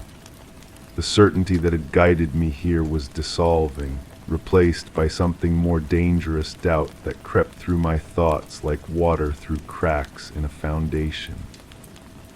The kitchen called me back. I needed to understand the faucet, the impossible dripping that left no trace. I needed to touch the kettle again to confirm its strange warmth, but when I returned, the room had changed once more. The drapes were drawn now, casting the space in amber twilight. I didn't remember closing them, but then I didn't remember many things with the clarity I had once possessed. The shadows no longer trembled, they lay still and heavy, pooling in corners like spilled ink. A cup sat on the counter, half filled with tea that steamed despite the absence of any heat source. The liquid was dark, almost black, with an oily surface that reflected the dim light like a mirror. I hadn't made tea. I was certain of this, though certainty had become a luxury I could no longer afford. The smell reached me gradually, not the familiar comfort of brewing leaves, but something medicinal, sharp, with undertones of earth and metal. I lifted the cup, feeling the warmth seep through the ceramic into my palms. The steam carried whispers of memory, fragments of conversations I might have had, words I might have spoken. Had I been here before? The question arose unbidden, challenging everything I thought I knew about this place, this woman, this crime that might not have been a crime at all. The kitchen felt familiar in ways that went beyond recent observation. I knew which cabinet held the plates, which drawer contained the silverware, where the spare key was hidden beneath the loose brick by the garden gate. The garden gate, I could see it clearly, green paint peeling to reveal gray wood beneath, hinges red with rust, a latch that stuck unless lifted just so. But I had entered through the front door, hadn't I? I had walked up the stone path, past the mailbox with its flag raised in permanent salute, through the entrance hall with its mirror that reflected faces at odd angles. Or had I come through the back, using the broken lock I knew so well? Had I hummed while I worked, that song about walking through gardens, my voice mixing with the steam from the kettle I had set to boil? The cup trembled in my hands, tea sloshing against the sides. I set it down quickly, watching the dark liquid settle into stillness. The surface showed my reflection, but distorted, aged, wearing an expression I didn't recognize as my own. I backed away from the counter, from the impossible tea and the dripping faucet and the kettle that hummed with phantom electricity. The envelope crinkled in my pocket where I had placed it without conscious thought. Its weight pulled at the fabric, a constant reminder of secrets I wasn't sure I wanted to uncover. The living room offered no sanctuary. The photograph drew my attention again, and this time I studied it more carefully. The woman I had identified as the victim sat at a kitchen table I now recognized as the one behind me. Her companion remained blurred, but their posture was familiar, the angle of shoulders, the way hands rested on the table, the tilt of head that suggested careful listening. I looked closer at the woman's face, searching for the features I had constructed in my mind. She was younger than I had imagined, with eyes that seemed to look directly at the camera, directly at me. There was no fear in her expression, no suggestion of the tragedy I had been so certain awaited her. But there was something else, something I had missed in my earlier certainty. She was smiling, but not at her companion. Her gaze was fixed on the camera, on whoever held it, and her expression held a quality I couldn't name: anticipation, perhaps, or recognition of something inevitable. The chair I had found overturned, then upright, now seemed to lean at an impossible angle, neither fallen nor standing, but caught in some intermediate state.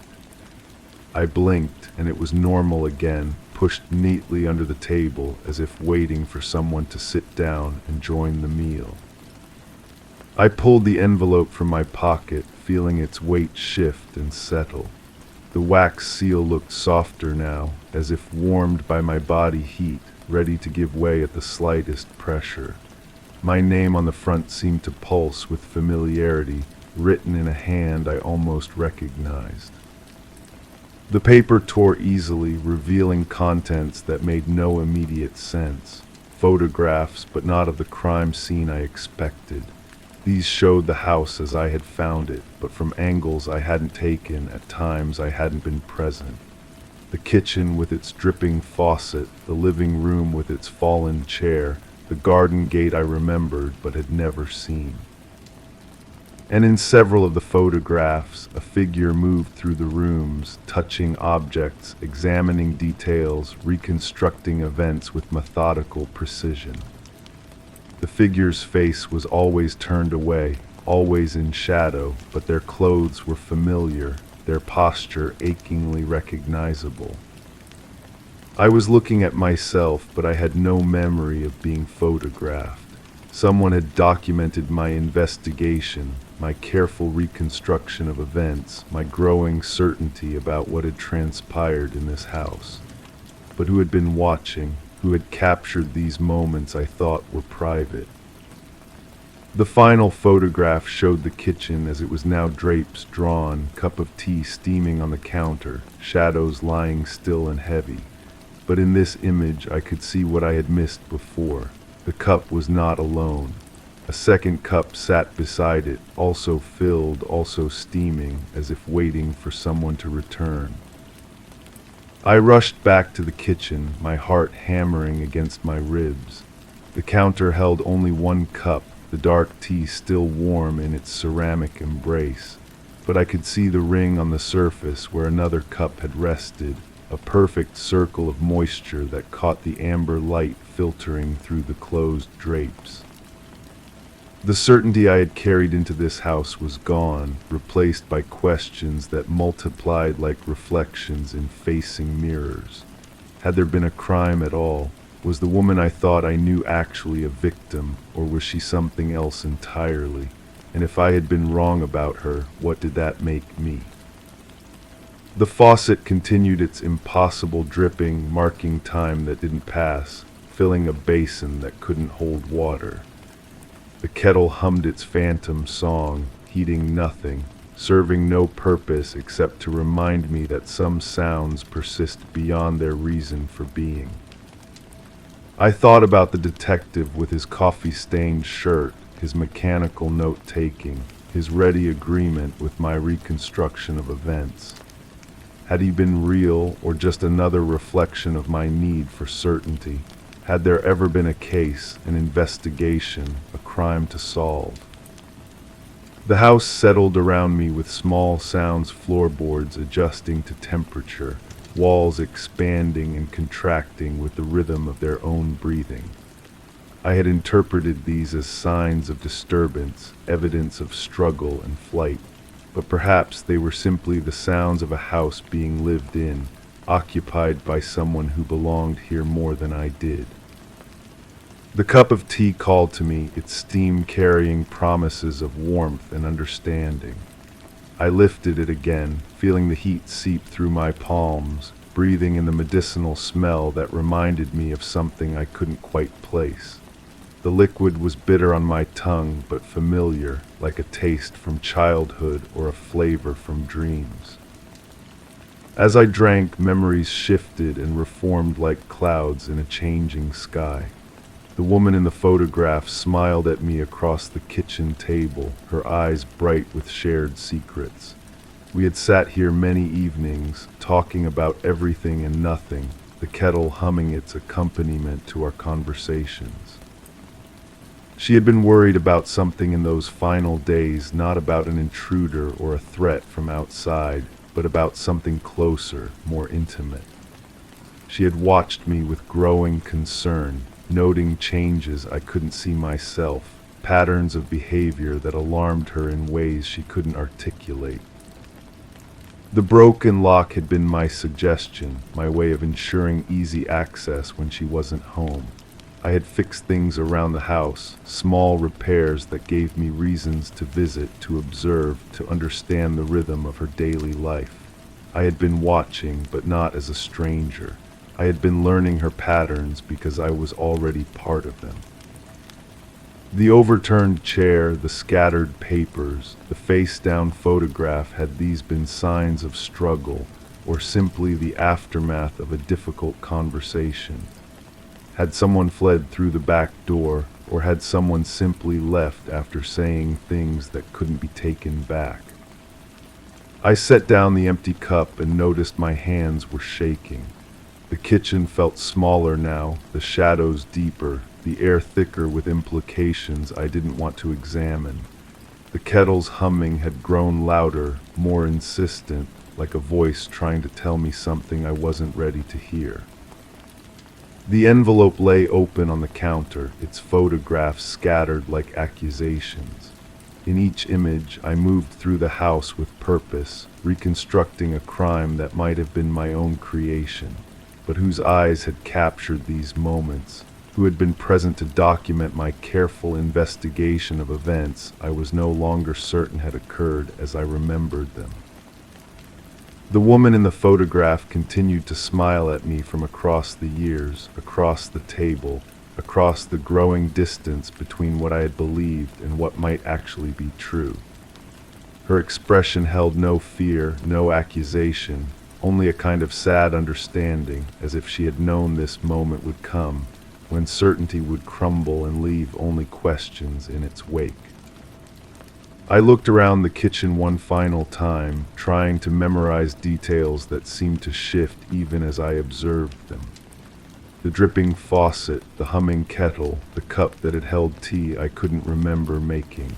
The house breathed around me, alive with secrets I had been both seeking and fleeing. The truth waited somewhere in the space between what I remembered and what had actually occurred, between the crime I had reconstructed and the reality I was only beginning to glimpse. But as I stood in that kitchen, surrounded by evidence that no longer supported the certainty I had carried like armor, I realized that some questions might be more dangerous than the answers they promised to reveal. The faucet dripped on, marking time in a rhythm only it understood, while somewhere in the distance, footsteps approached on a path I couldn't see, coming home to a house that held more secrets than any investigation could uncover. Story 7. The hallway light stayed dark when I flipped the switch.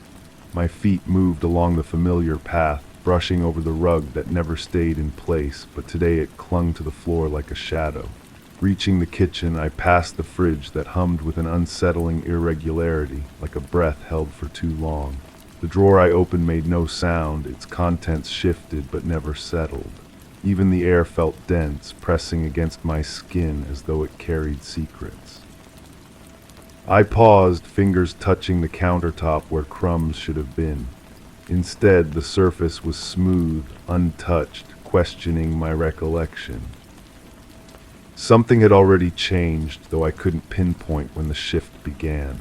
The absence of crumbs meant someone had cleaned, but I remembered leaving them there.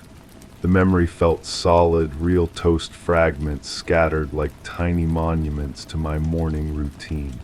Yet here was evidence of their removal, evidence I hadn't created. The cleaning had become a pattern I'd started noticing without meaning to, not the obvious kind that announces itself with the scent of chemicals or the gleam of fresh polish. This was subtler, more intimate, personal belongings repositioned by millimeters, books closed when I remembered leaving them open, coffee rings vanishing from surfaces where I'd set my cup. I found myself returning to that kitchen counter repeatedly, running my palm across its surface, searching for texture that should have been there. The smoothness felt wrong, like skin that's been scrubbed too clean. My fingers traced invisible patterns, trying to resurrect the crumbs through touch alone, but the counter remained stubbornly pristine. The suspicion had roots I couldn't trace to any single moment. It grew from accumulating observations that might have been nothing. A towel folded differently, shoes aligned with geometric precision when I preferred them scattered, the subtle rearrangement of items in the medicine cabinet, bottles turned so their labels faced outward with military uniformity. Each discovery felt like finding evidence of a presence that moved through my space when I wasn't watching. Someone who knew my habits well enough to almost replicate them, but not quite. The imperfections in their mimicry became my proof, though proof of what remained unclear. I started leaving small tests, a pen placed at a specific angle on my desk, a magazine folded to a particular page, a single shoe positioned just inside the doorway. These became my sentries, silent witnesses to whatever happened in my absence. When I returned to find them disturbed, moved with care but moved nonetheless, the confirmation brought no relief. The pattern extended beyond objects to routines I thought were mine alone. My coffee, usually bitter from my tendency to overbrew, tasted perfectly balanced. The shower temperature, set to a warmth I could barely tolerate, had been adjusted to something more moderate. Even my pillow bore the impression of a different sleeping position, the indentation too shallow for my usual heavy rest. Sleep became elusive as I lay listening for sounds that might explain these changes. The house settled around me with its familiar symphony of creaks and sighs, but within that known music I strained to hear foreign notes, a footstep that wasn't mine, the whisper of fabric against walls, breathing that didn't match my own rhythm. In the darkness, every sound amplified. The refrigerator's irregular hum seemed to pulse with intention. The heating system clicked on and off like a code I couldn't decipher. Even my own heartbeat felt foreign, too loud, too fast, as though it belonged to someone else entirely. The photographs on my dresser became another source of unease, not because they'd been moved, but because they hadn't. In a house where everything else shifted slightly, these remained exactly where I'd placed them. Their stillness felt deliberate, like they were being preserved rather than simply ignored. I studied the faces in those frames, searching for clues I couldn't name, looking for signs of knowledge that existed before the pictures were taken. One photograph in particular drew my attention repeatedly. A casual shot taken during what should have been an ordinary afternoon, but examining it closely, I noticed details that hadn't registered before. A shadow that didn't match any visible object, a reflection in a window that showed more than it should. The expression on my own face, captured in that frozen moment, looked like someone who knew something was coming. I began to question my memory of that afternoon, wondering if the ordinariness had been a facade. Had I sensed something even then? Was the camera documenting not just a moment, but evidence of a change already in progress? The more I studied the image, the less familiar it became, until I felt like I was looking at a stranger's life. The realization that someone might have access to my space evolved into something more disturbing. The precision of the changes suggested not just presence, but observation. Someone was studying my habits, learning my preferences, understanding me well enough to improve upon my own choices. The better tasted coffee, the comfortable shower temperature, the properly folded towels, these weren't random alterations, but corrections. This unknown presence seemed to know me better than I knew myself, anticipating needs I hadn't recognized and fulfilling them with an intimacy that felt both caring and invasive. The line between help and violation blurred until I couldn't distinguish between gratitude and fear. I started documenting everything, creating lists of changes and disturbances, mapping patterns that might reveal a schedule or logic. But the more data I collected, the less clear everything became. Some days brought multiple alterations, others none at all. The randomness felt intentional, designed to keep me off balance, always guessing. The act of documentation became its own obsession. I filled pages with observations, cross-referenced times and locations, created theories that collapsed under their own weight. Each new entry contradicted something I'd written before, until my own records became unreliable witnesses to events I wasn't sure had happened. Reading back through my notes, I found inconsistencies that troubled me more than the original disturbances. Had I really left that book open, or was I remembering incorrectly? Was the pen actually moved, or had I never placed it at that precise angle to begin with? My certainty about my own actions began to erode, leaving me doubting not just what was happening, but what had happened. The possibility that I was creating these mysteries myself became impossible to ignore. Perhaps the crumbs had never existed. Perhaps I was cleaning unconsciously and forgetting. Perhaps my own mind was playing tricks, creating puzzles to solve and then hiding the solutions from itself. But this explanation felt too simple, too convenient. It didn't account for the improvements, the subtle corrections to my habits that made my life more comfortable. Why would my subconscious choose to fold towels more neatly or adjust water temperature if I wasn't consciously aware these things needed changing? The question of motive haunted me more than the mystery of method. If someone was entering my space, what did they want? Nothing was missing, nothing was damaged or destroyed. The changes seemed designed to help rather than harm, to improve rather than disrupt. This benevolent quality made the intrusion more unsettling, not less. I found myself moving through my daily routines with heightened awareness, cataloging every action, every placement, every decision. This hypervigilance exhausted me, but I couldn't stop. Each moment became a potential clue, each choice a test that might reveal the truth about what was happening to my carefully ordered world. The exhaustion brought its own complications. Tired minds make mistakes, forget details, misremember sequences of events. The very act of trying to monitor everything made me less reliable as a witness to my own life. I caught myself placing objects and immediately forgetting where I'd put them, creating new mysteries to solve.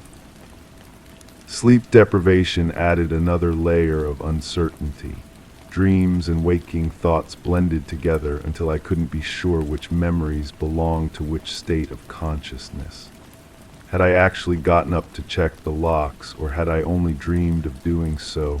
Was that sound real, or part of a nightmare that felt too vivid to dismiss? The boundaries between observation and imagination became increasingly porous. I saw movement in my peripheral vision that vanished when I turned to look directly.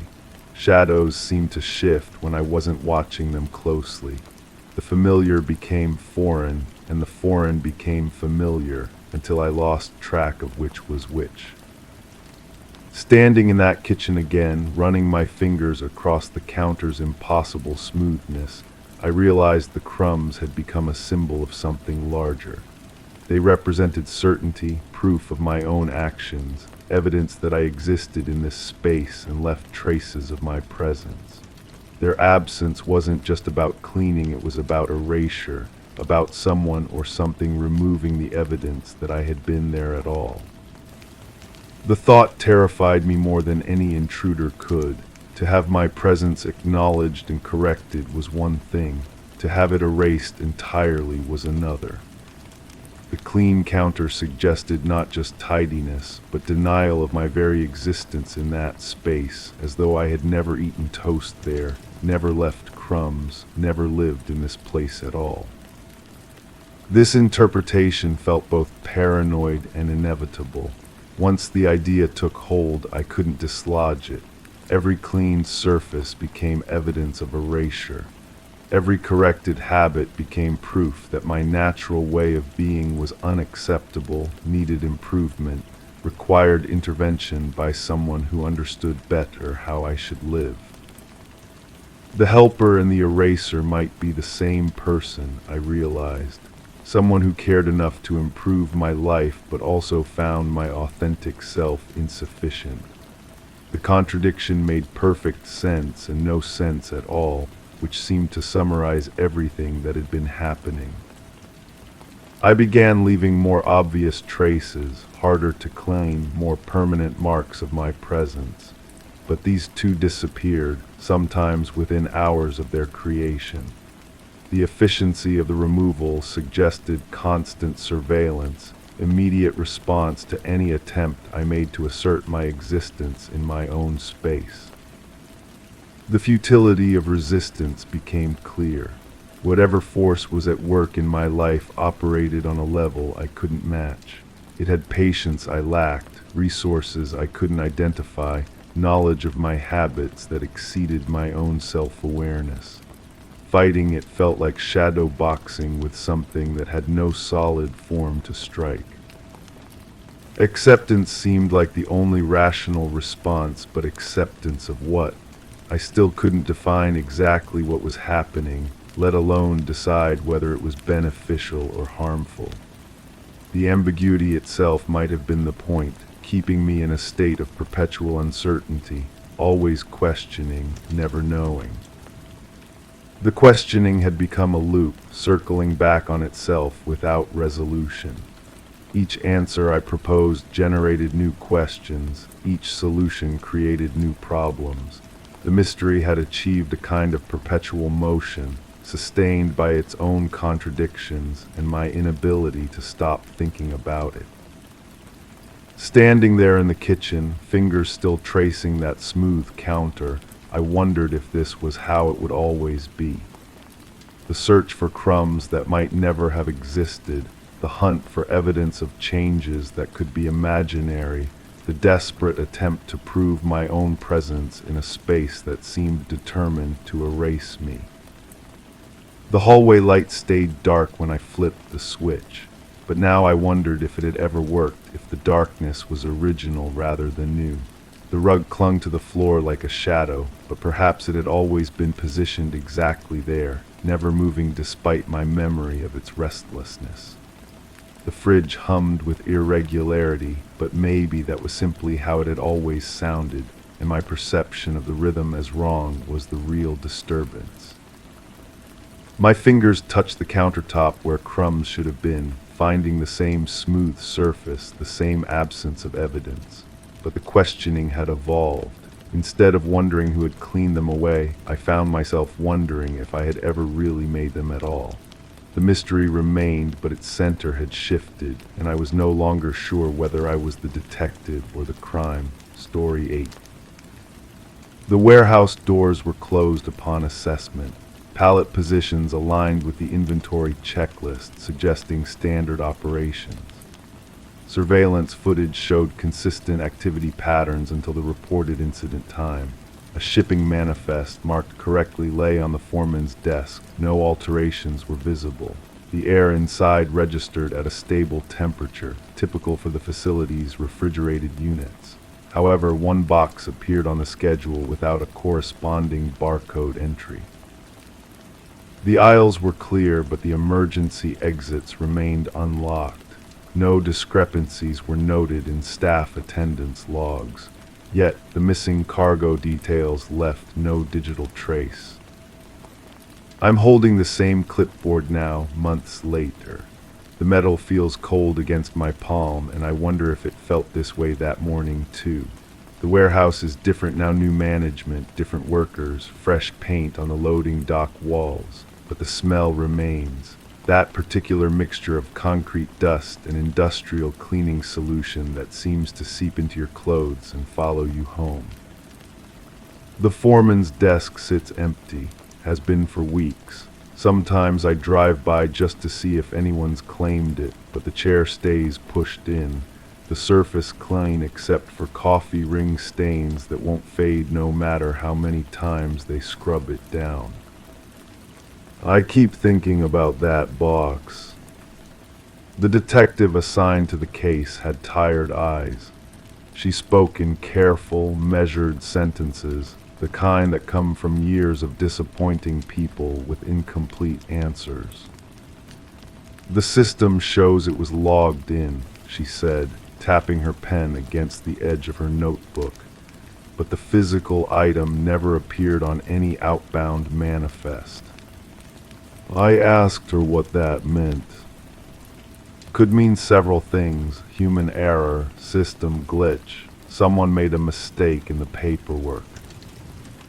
Her voice carried the weight of cases that never quite close, questions that circle back on themselves until everyone involved simply stops asking. The surveillance footage played on a loop in my mind for weeks.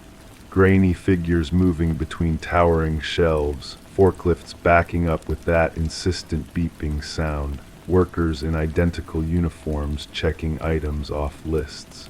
Normal, everything looked normal. Except for the timestamp gap. 3 minutes and 47 seconds where the cameras showed nothing but empty aisles. The official explanation was routine maintenance, an automatic system reset that occurred weekly. The timing was documented, verified, completely standard. But I couldn't shake the feeling that those missing minutes contained something important. Something that would explain why I still wake up thinking about shipping containers and barcode scanners, why I find myself driving past industrial districts at odd hours, searching for answers to questions I can't articulate. The refrigerated units hummed constantly, a low, steady vibration that you felt more than heard, like standing too close to a massive engine. The temperature logs showed perfect consistency, maintained within 1 degree of optimal storage conditions for perishable goods. I remember running my hand along the metal door of Unit 7. The condensation left wet fingerprints on the surface, and I wondered how many other hands had touched that same spot. How many workers had leaned against it during break time, how many inspectors had checked the seals, how many people had walked past without noticing anything unusual. The lock mechanism was standard issue. No signs of tampering, no scratches around the keyhole, no indication that anyone had forced entry. Yet something about that particular unit felt different. Maybe it was the way the light hit the door, or how the sound seemed slightly muffled when you stood directly in front of it. Or maybe I was just looking for patterns where none existed. The missing cargo details left no digital trace.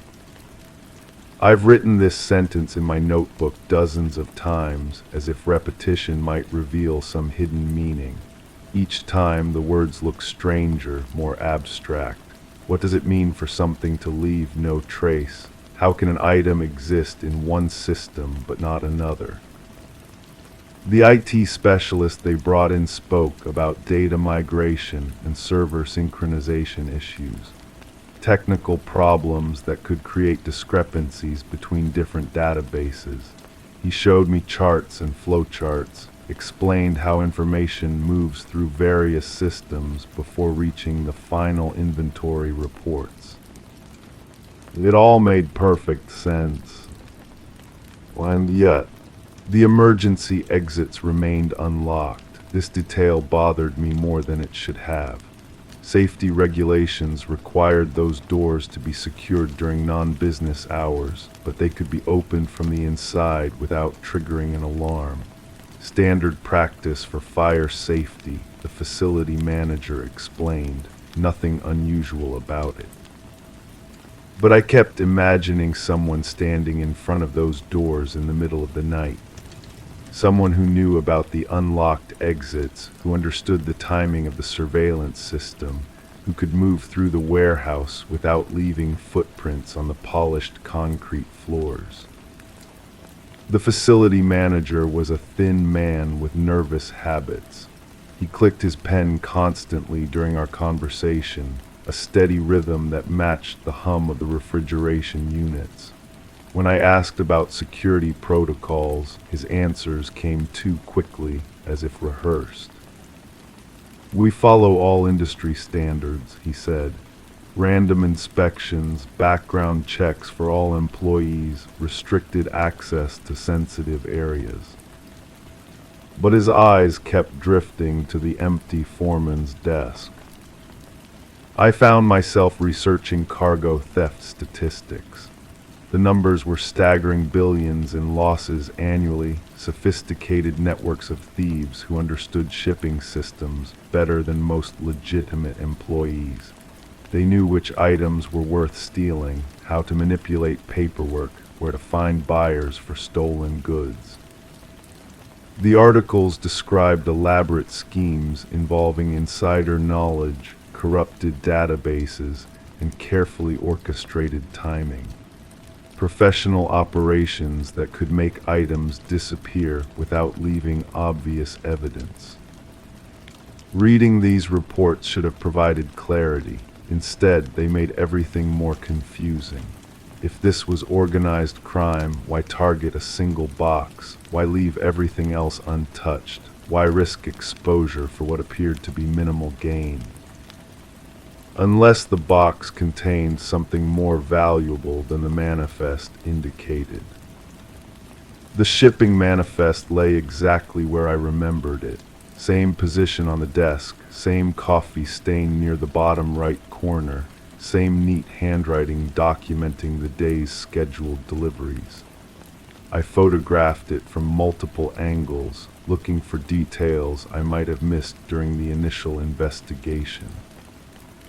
Item descriptions were generic industrial supplies, replacement parts, standard equipment, nothing that stood out as particularly valuable or unusual. The weights and dimensions seemed appropriate for the listed contents. The destination addresses were all legitimate businesses with established shipping relationships. But one entry felt different, not wrong exactly, just different. The handwriting was slightly more careful, the pen pressure heavier, as if whoever wrote it wanted to be absolutely certain the information was recorded correctly, or as if they were concentrating harder than usual, maybe because they were writing something that wasn't entirely true.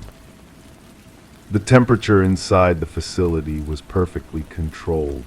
Climate systems maintained optimal conditions for storing sensitive materials, with backup generators ensuring continuous operation even during power outages. The environmental logs showed no fluctuations, no periods where the temperature varied outside acceptable parameters. Yet I remember feeling cold that first day. Not just from the refrigerated units, but a deeper chill that seemed to come from the building itself. The kind of cold that makes you want to keep your hands in your pockets and hurry through conversations. Maybe it was the fluorescent lighting, those harsh white bulbs that make everything look slightly unreal, like you're walking through a photograph instead of an actual place. Or maybe it was the echo of footsteps on concrete, the way sounds seemed to bounce and multiply until you couldn't tell where they originated. The workers moved efficiently through their routines, checking items off lists, operating machinery with practiced precision. They nodded when I asked questions but didn't volunteer additional information, professional courtesy mixed with careful distance. One of them mentioned that the foreman had seemed distracted during his final week, not obviously upset, just less focused than usual, making small mistakes, double-checking things he normally handled automatically. Probably just ready to retire, the worker said. Happens to everyone eventually. But his tone suggested he didn't entirely believe his own explanation. I've been carrying a photocopy of that barcode entry in my wallet for months. The numbers have become familiar, like a phone number you've dialed so many times you could recite it in your sleep. I've run searches through multiple databases, cross-referenced shipping records, contacted manufacturers who use similar coding systems.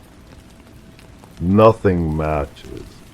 The format is correct proper number of digits, appropriate check symbols, valid category codes, but the specific combination doesn't correspond to any registered product or shipment. It's as if someone created a legitimate-looking barcode for something that doesn't officially exist. Or something that exists but was never meant to be officially documented. The detective called last week. Routine follow-up, she said, though her voice carried the same tired quality I remembered from our first conversation. The case remains open but inactive, no new leads, no additional evidence, no compelling reason to dedicate more resources to the investigation. Sometimes things just disappear, she said. Equipment failures, paperwork errors, simple human mistakes. Not everything has a dramatic explanation. She's probably right. But I keep thinking about those 3 minutes and 47 seconds of missing surveillance footage. About emergency exits that remained unlocked. About a foreman who seemed distracted during his final days and then disappeared into retirement without leaving a forwarding address. About a box that existed in one system but not another, carrying cargo that left no digital trace. The warehouse has been sold, new owners, new operations, a fresh coat of paint that covers the coffee stains and scuff marks left by previous tenants. The refrigerated units have been removed, replaced by standard storage areas that don't require specialized climate control. I drove by yesterday and barely recognized the place. Different signage, updated loading dock, modern security cameras that probably don't have convenient maintenance gaps in their recording schedules. The building looks smaller somehow, less imposing.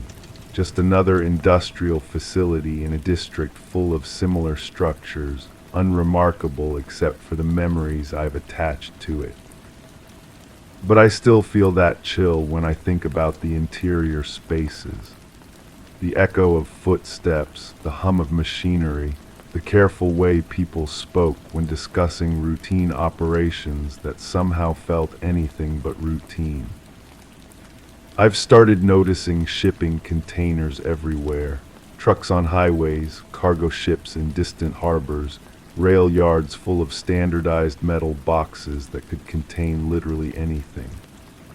The global economy built on the movement of items from one place to another, tracked by systems that seem comprehensive but apparently have gaps wide enough for things to simply vanish. How many other boxes have disappeared without leaving traces? How many investigations have concluded with the same unsatisfying explanations, technical errors, human mistakes, routine operational anomalies that don't warrant further inquiry? Maybe the detective was right. Maybe some things just disappear, and the search for dramatic explanations is just a way of avoiding the uncomfortable reality that our systems are more fragile than we want to believe. Or maybe that's exactly what someone wants us to think. The foreman's desk remains empty. I've confirmed this through casual inquiries, drive-by observations, and conversations with people who work in the area. No one has claimed that particular workspace, though similar positions at other facilities are typically filled within days of becoming vacant. Sometimes I imagine him sitting there during those final weeks, writing careful entries on shipping manifests while thinking about retirement plans and wondering if anyone would notice small discrepancies in inventory records. A man with decades of experience who understood exactly how the system worked and where its vulnerabilities might be found. But that's just speculation, imagination filling gaps that facts can't bridge. The truth is probably much simpler, a routine administrative error that created the appearance of something more significant. A coincidence of timing that made normal operations look suspicious to someone searching too hard for patterns that don't actually exist. The truth is probably exactly what it appears to be. And yet I keep that photocopy in my wallet, keep driving past industrial districts, keep thinking about missing minutes and unlocked exits and cargo that leaves no digital trace. Because sometimes the absence of evidence feels more significant than evidence itself. Sometimes the things we can't find tell us more than the things we can. Sometimes a box that exists in one system, but not another, is exactly what it appears to be, a question mark in the middle of what should have been a straightforward transaction. And questions, once they take root in your mind, have a way of growing larger instead of smaller, no matter how many reasonable explanations you find for them. The warehouse doors were closed upon assessment. Everything appeared normal. The investigation found no evidence of wrongdoing. But I still wake up thinking about that box, and I suspect I always will. Story 9. The window. It wasn't the first time the window was open. The breeze barely stirred the curtains, settling dust on the sill in peculiar patterns. I went about rearranging the magazines on the coffee table, aligning their edges with precision, but my eyes drifted to the footprints tracing the path I'd come to expect. The morning light seemed muted, casting longer shadows where there should have been none. I watered the plant by the door, though it hadn't needed it. As I left, I glanced at the window once more, but didn't close it. Someone else could do that if it mattered. The apartment belonged to my sister. Past tense felt wrong when I said it aloud, so I practiced different ways of thinking about ownership. Her lease ran through the end of the season. Her mail still arrived in neat stacks that the building manager sorted with mechanical precision. Her coffee cup sat unwashed in the sink, a ring of dried residue marking where her lips had touched the ceramic. I'd been coming here every few days since the incident, though nobody asked me to. The detective had returned the keys with a small plastic bag containing her other belongings, a wallet, some jewelry, a phone with a cracked screen that nobody seemed interested in examining closely. When I asked about the phone, he'd shrugged and mentioned something about water damage making the data irretrievable. The footprints bothered me most. They appeared in the thin layer of dust that accumulated despite my regular cleaning. Not my prints, I knew the pattern of my own soles, the way my left foot turned slightly outward, the worn spot on my right heel. These prints were smaller, with a distinctive tread pattern that reminded me of hiking boots.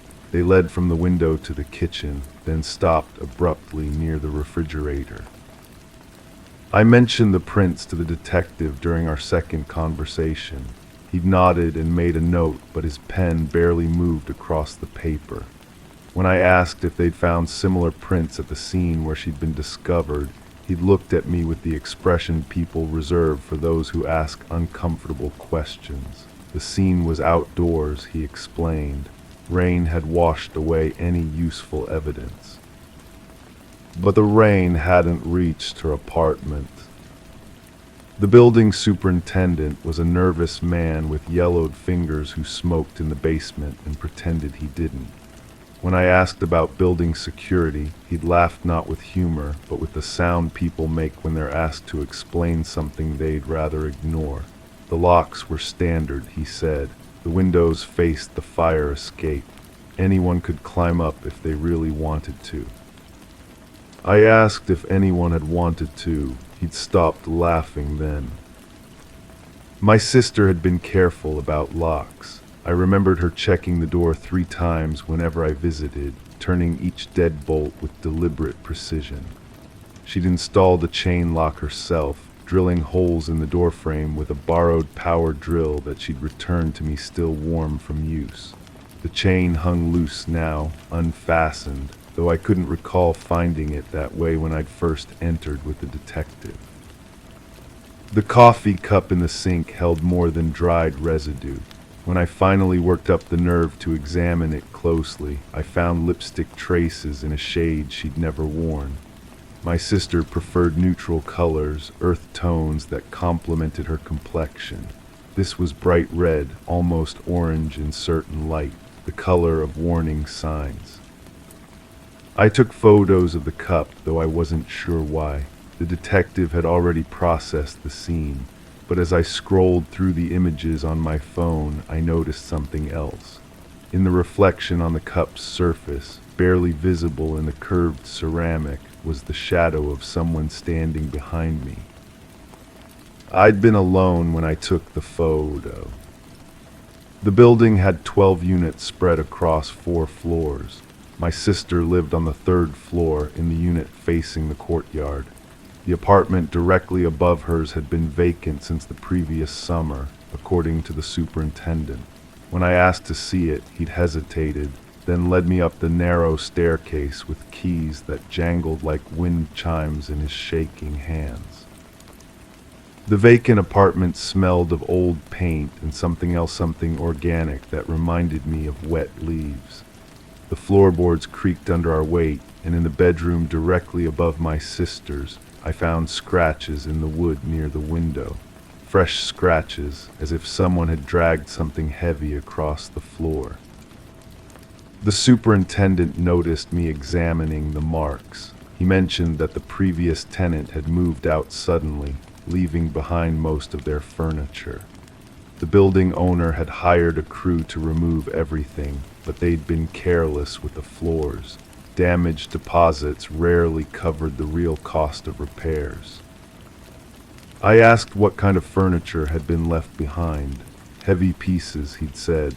A dining table, some chairs, a large trunk that had taken 4 men to carry down the stairs. When I asked where these items had gone, he'd shrugged and mentioned a storage facility across town. The storage facility kept meticulous records, but only for paying customers. The previous tenant had defaulted on payments shortly after moving the furniture in. Standard procedure was to auction unclaimed items after 90 days. The auction had taken place 2 weeks before my sister's death. The facility manager, a woman with careful eyes and hands that moved constantly while she spoke, showed me the paperwork. The trunk had been purchased by a private buyer who'd paid in cash and provided minimal contact information. When I asked to see the buyer's details, she'd explained privacy policies with the tone of someone who'd had this conversation before. But she'd left the paperwork on her desk when she'd stepped out to take a phone call. The buyer had provided a phone number with a local area code and an address that, when I looked it up later, belonged to a parking lot behind a defunct shopping center. The phone number led to a voicemail box with a generic greeting. I left 3 messages over the course of a week. On my 4th call, someone answered a voice I didn't recognize, speaking carefully as if reading from a script. They claimed to know nothing about any auction or storage facility. When I mentioned my sister's name, the line went quiet for several heartbeats before they hung up. I tried calling back immediately. The number had been disconnected. My sister's journal sat in her nightstand drawer beneath a collection of prescription bottles that rattled when I moved them. The journal's entries were sporadic, sometimes weeks apart, written in her careful handwriting that had barely changed since we were children. The final entry was dated 3 days before her death. She'd written about feeling watched, not paranoid, she'd been careful to clarify, but aware of a presence she couldn't identify. Someone had been standing across the street from her building when she'd returned from work. The same person, or someone wearing identical clothing, had been in the coffee shop where she'd eaten lunch. When she'd looked directly at them, they'd turned away, but not quickly enough to hide their face. She'd recognized them, though she couldn't place from where. The entry ended mid-sentence, as if she'd been interrupted while writing. The pen had left a small mark on the paper, the kind that happens when someone stops writing abruptly and the ink pools before the pen is lifted away. I photographed every page of the journal, then returned it to exactly where I'd found it. But as I was leaving the apartment, I noticed something I'd missed before. The journal had been positioned with its spine facing outward, as if someone wanted it to be found easily. My sister had always been private about her writing, keeping personal items hidden from casual view. The detective agreed to meet me at a diner near the police station. He ordered coffee and stirred it continuously while I explained about the journal, the footprints, the mysterious buyer from the storage auction. He listened with the expression of someone who'd heard similar stories before, nodding occasionally but never quite meeting my eyes. When I finished, he'd set down his spoon and folded his hands on the table. The investigation was ongoing, he said, but the evidence pointed toward a random crime. My sister had been in the wrong place at the wrong time. These things happened, especially to people who walked alone after dark. I asked about the lipstick on the coffee cup.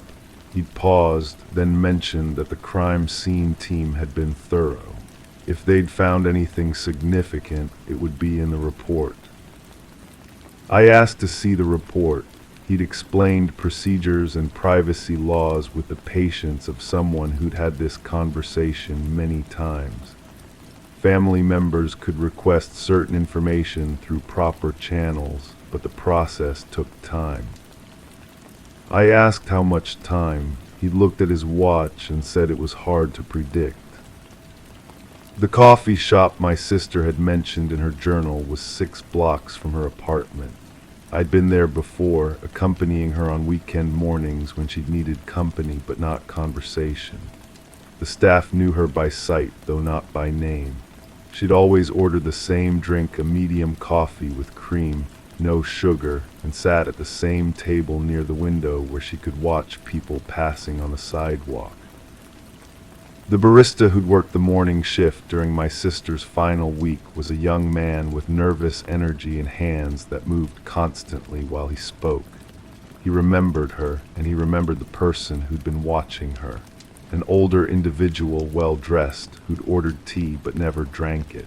They'd sat 2 tables away and spent more time looking at my sister than at their phone or the newspaper they'd brought. When I asked for a more detailed description, the barista had glanced around the coffee shop before leaning closer. The person had seemed familiar, he'd said, like someone you might recognize from a photograph but couldn't place in context. They'd worn a dark coat despite the warm weather, and their hands had trembled slightly when they'd paid for their tea. The barista had noticed the trembling because the person had counted out exact change, laying each coin on the counter with deliberate precision. People who paid with exact change usually did so quickly, he'd explained. This person had made it into a ritual. I asked if the person had left anything behind. The barista's expression had shifted, and he glanced toward the back of the coffee shop where his manager was working. After his shift that day, he'd found a small notebook wedged between the cushions of the chair where the person had been sitting. The notebook contained what looked like observations, descriptions of people, times, locations. My sister's appearance had been documented across several pages. The notebook was gone now. The barista had turned it in to his manager, who'd mentioned something about contacting the police. But when I asked the manager about it later, she'd claimed no knowledge of any notebook. Her employee was young, she'd explained, and sometimes confused details from different days. But the barista had taken a photo of one page before turning the notebook in. He showed me the image on his phone, a detailed description of my sister's daily routine, written in handwriting that seemed familiar, though I couldn't place it. The writing was precise, almost mechanical, with unusual letter formations that reminded me of someone who'd learned to write in a different language first. The photo was blurry, but I could make out references to my sister's apartment building, her work schedule, and the route she took when walking home. At the bottom of the page, barely visible, was what looked like a floor plan with measurements and notes about window accessibility. I asked the barista to send me the photo. He'd hesitated, then mentioned concerns about getting involved in something that might be dangerous. When I pressed him, he'd admitted that someone had been asking questions about him, someone who'd claimed to be conducting a follow-up investigation but hadn't shown proper identification. The person asking questions had known details about the notebook that the barista hadn't shared with anyone except me. My sister's workplace was a small office building downtown where she'd managed accounts for a consulting firm. Her supervisor was a woman with careful mannerisms who spoke about my sister in the past tense with practiced sympathy. The company had been supportive during the investigation, she'd explained, providing whatever assistance the police had requested. When I asked about my sister's final days at work, the supervisor had mentioned that she'd seemed distracted, occasionally looking toward the windows as if expecting to see someone. She'd also been receiving personal calls, which was unusual. My sister had always kept her personal and professional lives strictly separate. The calls had come from someone claiming to be conducting a survey about neighborhood safety. My sister had initially participated, answering questions about her daily routine and security concerns, but the questions had become increasingly specific, focusing on details that seemed irrelevant to any legitimate survey.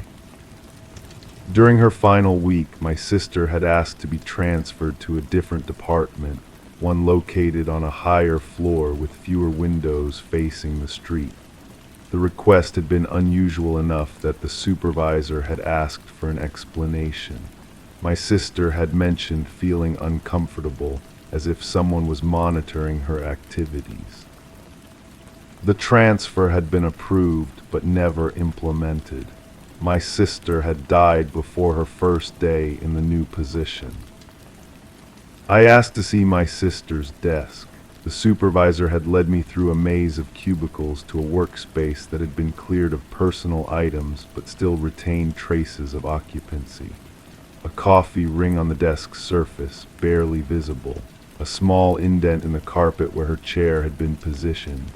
A thumbtack hole in the fabric partition where she'd hung a small mirror that allowed her to see who was approaching from behind. The mirror was gone, but the thumbtack remained. When I touched it, I felt a small piece of paper that had been folded and wedged behind the tack head. The The paper contained a phone number written in my sister's handwriting, along with a single word, help. I called the number from my sister's desk phone. It rang once before connecting to a voicemail system that didn't provide a name or greeting, just a tone indicating I could leave a message. I hung up and tried again from my cell phone. This time, the call went directly to a busy signal. The supervisor had been watching me with increasing concern. When I showed her the paper, she'd examined it carefully before mentioning that my sister had seemed frightened during her final days. She'd started arriving early and leaving late, as if trying to vary her schedule unpredictably.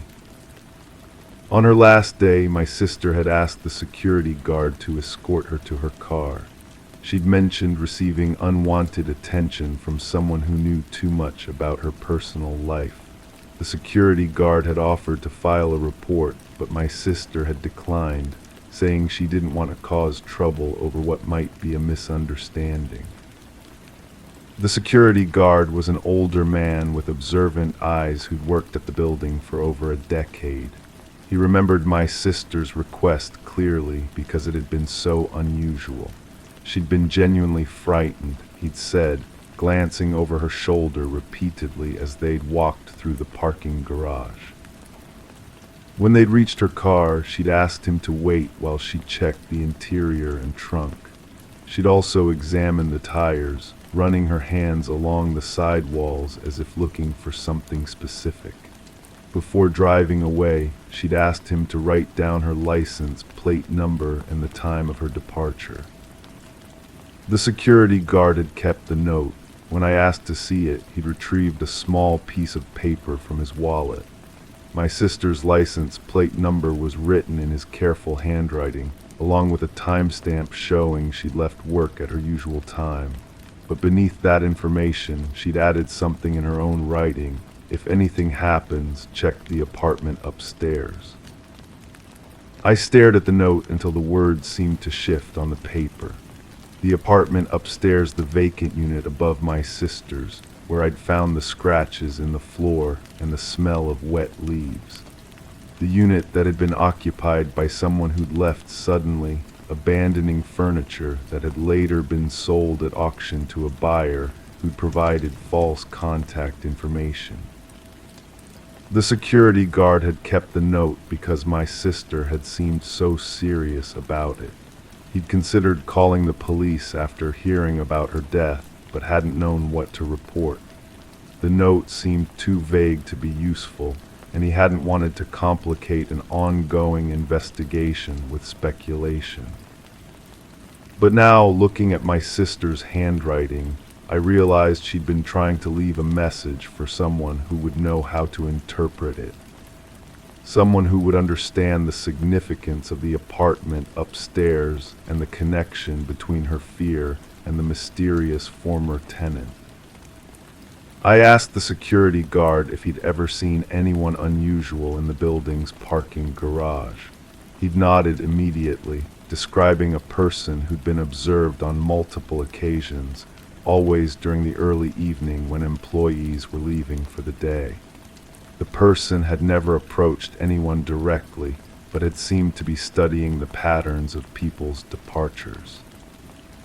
The person had driven a dark sedan with tinted windows and out-of-state license plates. The security guard had made note of the plate number after the third sighting, but when he'd run it through the system, the registration had come back invalid. Either the plates were fake or they'd been reported stolen. The sedan had been parked across the street on the day my sister had asked for an escort. The security guard had pointed it out to her as they'd walked through the garage, and her reaction had been immediate and intense. She'd recognized the vehicle, though she hadn't explained from where. After helping my sister to her car, the security guard had watched her drive away. The sedan had followed at a distance, maintaining several car lengths but making the same turns. He'd considered calling the police then, but my sister had already disappeared into traffic, and he'd lost sight of both vehicles. The next morning, he'd learned about my sister's death. I spent the remainder of the afternoon sitting in my sister's apartment, trying to piece together the timeline of her final days. The journal entries, the observations from coworkers, the mysterious phone calls and surveillance, everything pointed toward a deliberate pattern of stalking that had escalated into something far worse. But the official investigation had concluded that her death was random, a crime of opportunity committed by someone who'd encountered her while she was walking alone. The location where she'd been found was several miles from her usual route home, in an area she had no apparent reason to visit. I called the detective and asked about this discrepancy. He'd explained that people sometimes changed their routines, took detours, made stops they hadn't planned. Without additional evidence, there was no way to determine why my sister had been in that particular location. I asked about the dark sedan. He'd paused before saying that several witnesses had reported various vehicles in the area, but none of the descriptions had been consistent enough to be useful. People were unreliable observers, especially when they were trying to remember details after a traumatic event. When I mentioned the security guard's note, the detective had asked me to bring it to the station. He'd also requested copies of any other materials I'd collected during my own investigation.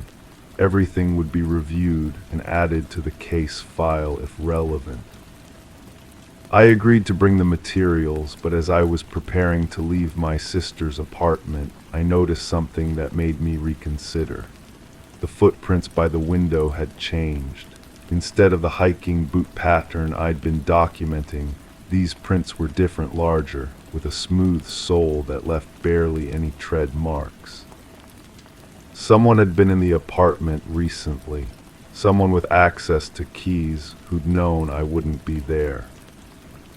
I checked the locks on the door. Both deadbolts were engaged, and the chain lock was fastened, something I was certain I hadn't done when I'd arrived. The person who'd been in the apartment had locked up carefully when they'd left, just as my sister always had. But they'd made one mistake. The coffee cup in the sink, which I'd photographed and left unwashed, was gone. In its place was a different cup, similar in size and color, but with a slightly different handle shape. Someone had hoped I wouldn't notice the substitution. I searched the apartment methodically, looking for other changes. The journal was still in the nightstand drawer, but the pages felt different under my fingers, slightly stiffer, as if they'd been photocopied and replaced with reproductions. The prescription bottles rattled differently when I moved them, containing fewer pills than I remembered. Most significantly, the small piece of paper I'd found behind the thumbtack at my sister's office was missing from my jacket pocket. I'd been careful to keep it secure, but somehow it had vanished between the office building and the apartment. Someone had been following me, monitoring my investigation, and taking steps to remove evidence I'd discovered. The same someone who'd been watching my sister in her final days, documenting her routine, and ultimately orchestrating her death. But now they were watching me. I left the apartment without turning off the lights, leaving the door unlocked as I'd found it. If someone wanted access, they already had it. My presence was only making them more careful about covering their tracks. The parking garage beneath my sister's building was dimly lit, with security cameras that hadn't worked in years, according to the building superintendent. As I walked toward my car, I heard footsteps echoing from somewhere behind me, matching my pace but stopping whenever I paused. I didn't turn around. Instead, I continued walking at the same steady rhythm, listening to the pattern of sounds that followed. The footsteps belonged to someone wearing soft-soled shoes, someone who was trying to move quietly but couldn't entirely mask their presence on the concrete floor. When I reached my car, I fumbled with the keys deliberately, giving the person behind me time to position themselves. In the reflection of my car's window, I could see a figure standing near one of the concrete pillars, partially hidden but visible enough for me to make out their general size and posture. They were smaller than I'd expected, with careful movements that suggested familiarity with surveillance techniques. As I opened my car door, they stepped further back into the shadows, but not before I caught a glimpse of their profile. I recognized them, though it took several moments to place the context. They'd been in the coffee shop where I'd interviewed the barista, sitting alone at a corner table with a newspaper they'd never turned a page of. They'd also been in the lobby of my sister's office building when I'd visited, speaking quietly with someone on a cell phone while watching the elevator indicators. This person had been following my investigation from the beginning, staying close enough to monitor my progress but far enough away to avoid direct confrontation. Until now. I drove home slowly, taking a circuitous route that would make it obvious if I was being followed. The dark sedan that the security guard had described appeared in my rearview mirror after the third turn, maintaining the same careful distance he'd observed when my sister was being stalked. But I wasn't my sister. I wasn't going to disappear into an isolated location where someone could stage another random crime. Instead, I drove to the police station and parked directly in front of the main entrance under the brightest lights available. The sedan drove past without slowing, but I caught a partial view of the license plate. It matched the number the security guard had written down, the one that had come back as invalid when he tried to trace it. Inside the police station, I asked to speak with the detective handling my sister's case. He was unavailable, but I left a detailed message with the desk sergeant, including descriptions of the surveillance I'd detected and the evidence that had been tampered with in my sister's apartment. The desk sergeant took notes with professional detachment, but I could see skepticism in his expression. Grieving family members often imagined connections that didn't exist, he explained gently. The investigation was ongoing, and if new evidence emerged, it would be properly evaluated. I asked about protective measures for witnesses or family members who might be at risk. He'd mentioned general safety precautions and suggested I avoid visiting locations connected to the case until the investigation was complete. But the investigation had already been declared closed in all but the most technical sense. The detective had made it clear that they were looking for a random perpetrator, not someone with a personal connection to my sister. My evidence of deliberate stalking and surveillance didn't fit their preferred narrative. I spent the night in a hotel, paying cash and registering under a name that couldn't be easily traced to me. The room faced the parking lot, and I kept the curtains open so I could monitor the vehicles that came and went throughout the evening. The dark sedan appeared twice, cruising slowly through the lot before disappearing again. Whoever was driving seemed to be testing my alertness, seeing how I would respond to their presence. By morning, I'd made a decision. The official investigation was either incompetent or compromised, but I had enough evidence to piece together what had really happened to my sister. The challenge was staying alive long enough to expose the truth. The storage facility where my sister's former upstairs neighbor had kept their belongings was located in an industrial area on the outskirts of town. I arrived early, before the facility opened, and waited in my car while observing the surrounding area. The building was surrounded by a chain-link fence with minimal security, and the units were accessible through a series of roll-up doors that faced inward toward a central courtyard. According to the manager I'd spoken with previously, the auction had cleared out most of the abandoned items, but some units still contained belongings that hadn't attracted bidders. When the facility opened, I approached the manager with a story about looking for storage space for a family member who'd recently passed away. She showed me several available units, including one that had been vacated recently after its contents were sold at auction. The unit was empty except for some cardboard boxes that had been deemed too damaged to sell. When the manager stepped away to handle another customer, I examined the boxes more closely. Most contained water-damaged papers and personal items that had been rendered worthless by poor storage conditions. But one box contained photographs that had been protected by plastic sleeves. The photos showed my sister in various locations around the city walking to work, shopping for groceries, entering and leaving her apartment building. The images had been taken with a telephoto lens from considerable distances, suggesting professional surveillance equipment. At the bottom of the box was a notebook similar to the one the coffee shop barista had described.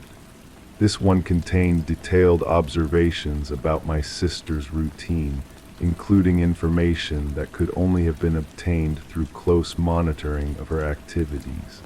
The handwriting matched what I'd seen in the barista's photograph. Most disturbing were the final entries, which described plans for approaching my sister directly. The writer had been growing impatient with passive observation and had decided to make contact. They'd researched her background, her family connections, and her psychological profile to determine the best method of approach. The notebook ended with a detailed plan for what the writer called resolution of the situation. The plan involved luring my sister to an isolated location under false pretenses, then staging her death to appear random.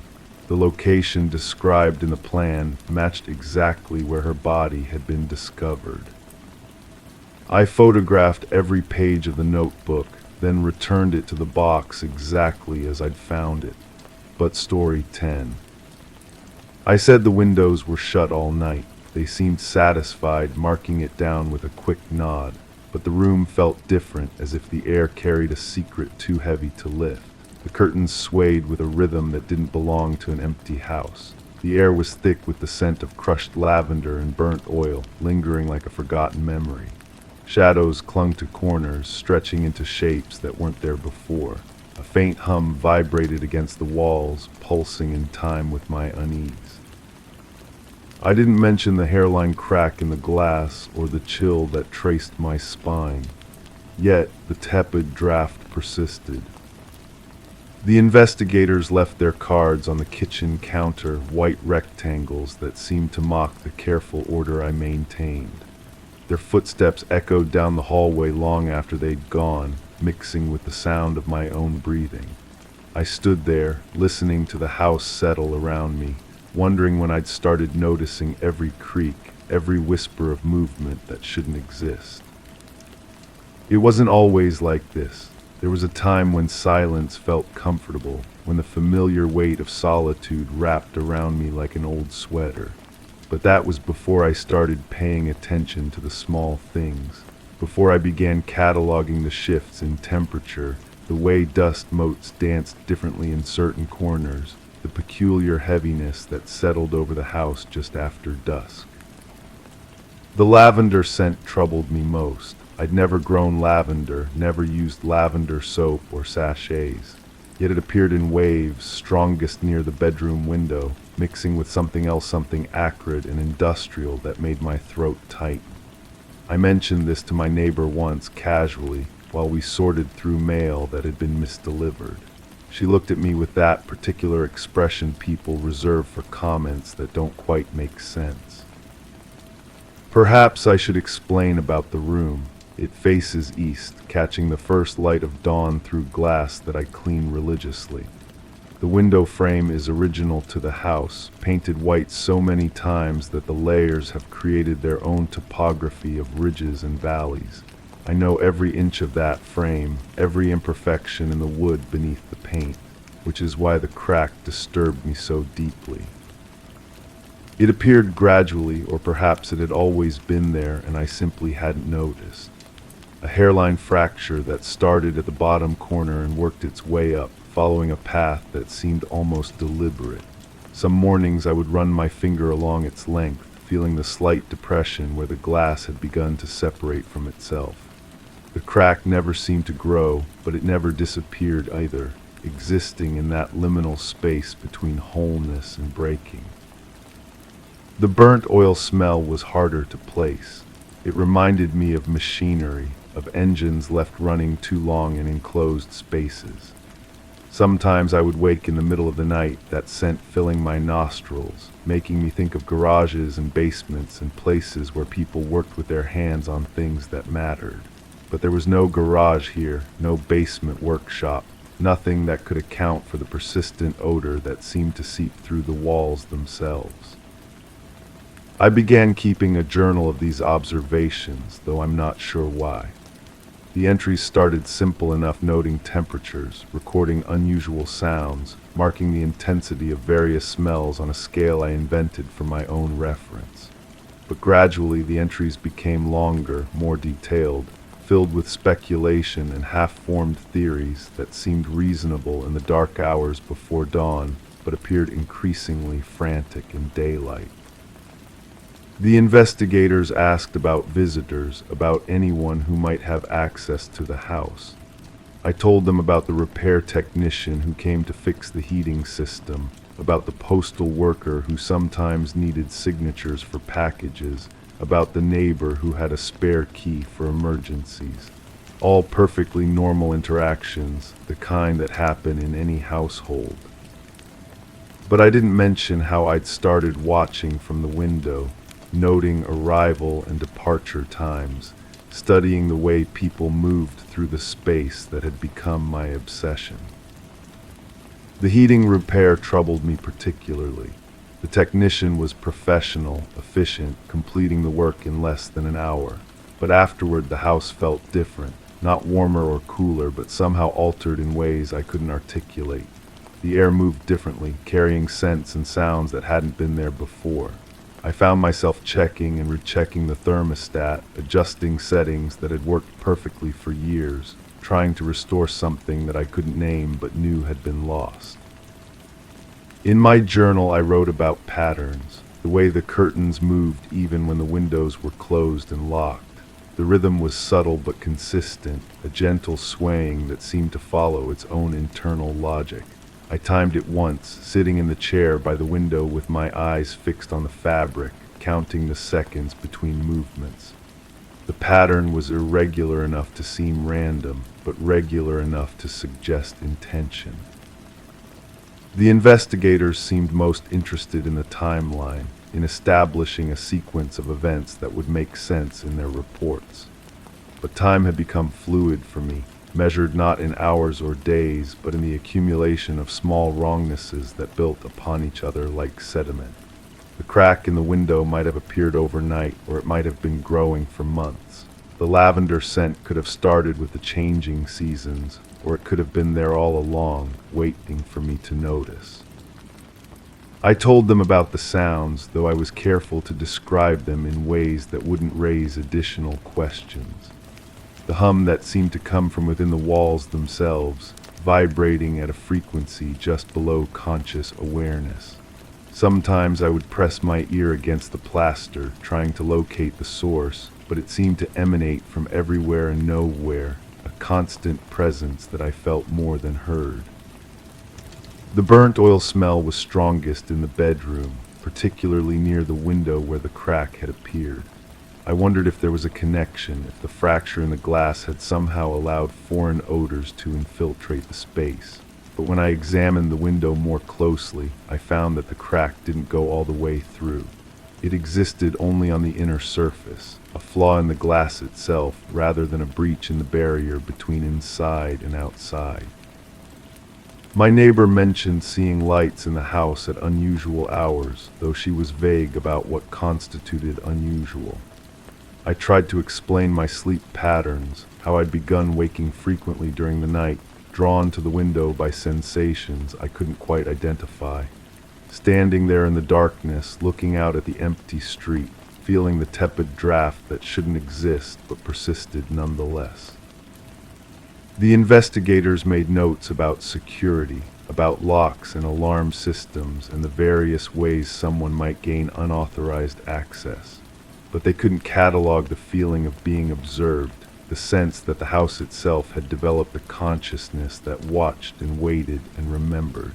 I found myself moving differently through the familiar rooms, aware of being seen even when I was alone. The journal entries from that period are difficult to read now.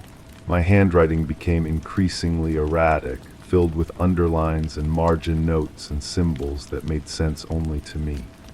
I drew diagrams of the room, marking the locations where phenomena were strongest, creating maps of invisible territories that existed only in my perception. The crack in the window appeared in every sketch, growing more prominent with each iteration. I began to suspect that the repair technician had done more than fix the heating system.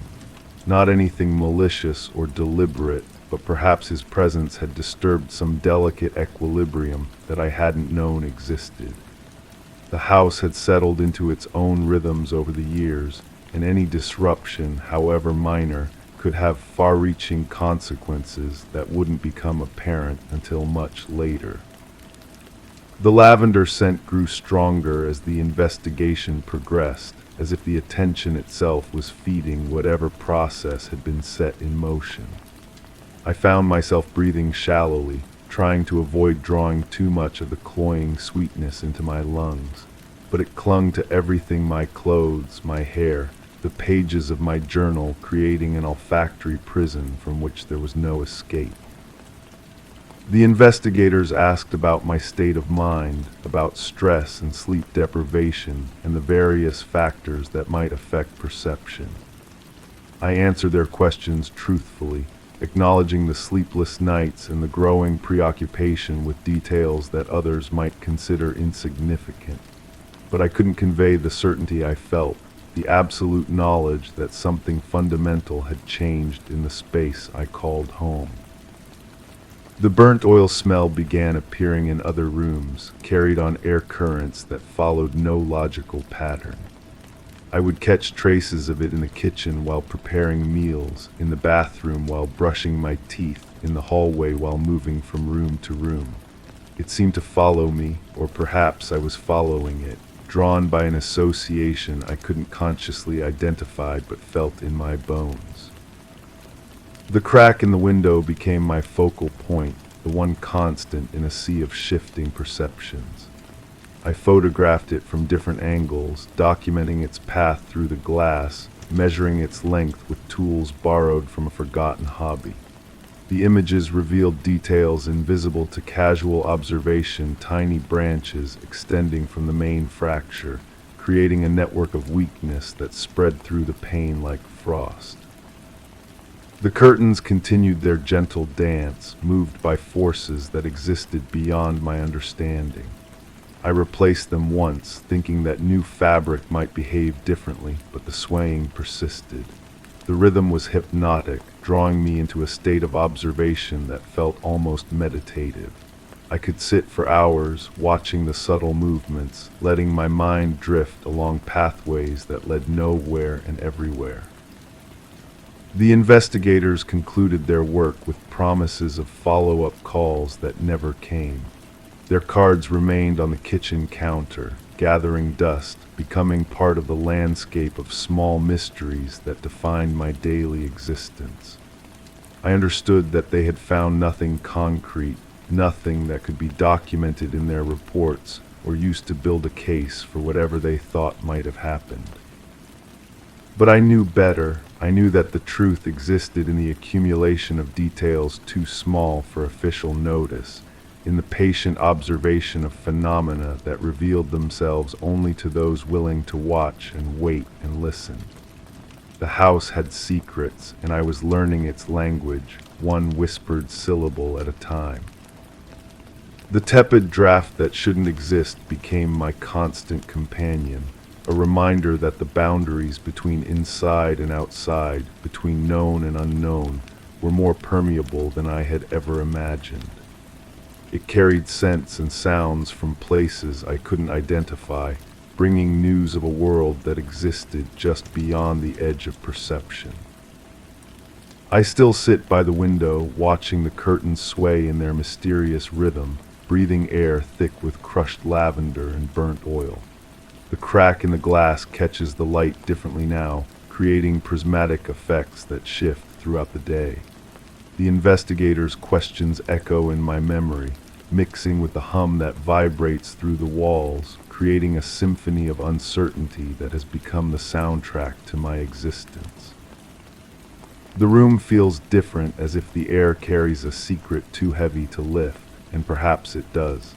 Perhaps some truths are too large for official documentation, too subtle for investigation, too personal for anyone but the observer to understand. The windows were shut all night, just as I told them, but the tepid draft persists, carrying whispers of knowledge that I'm only beginning to comprehend.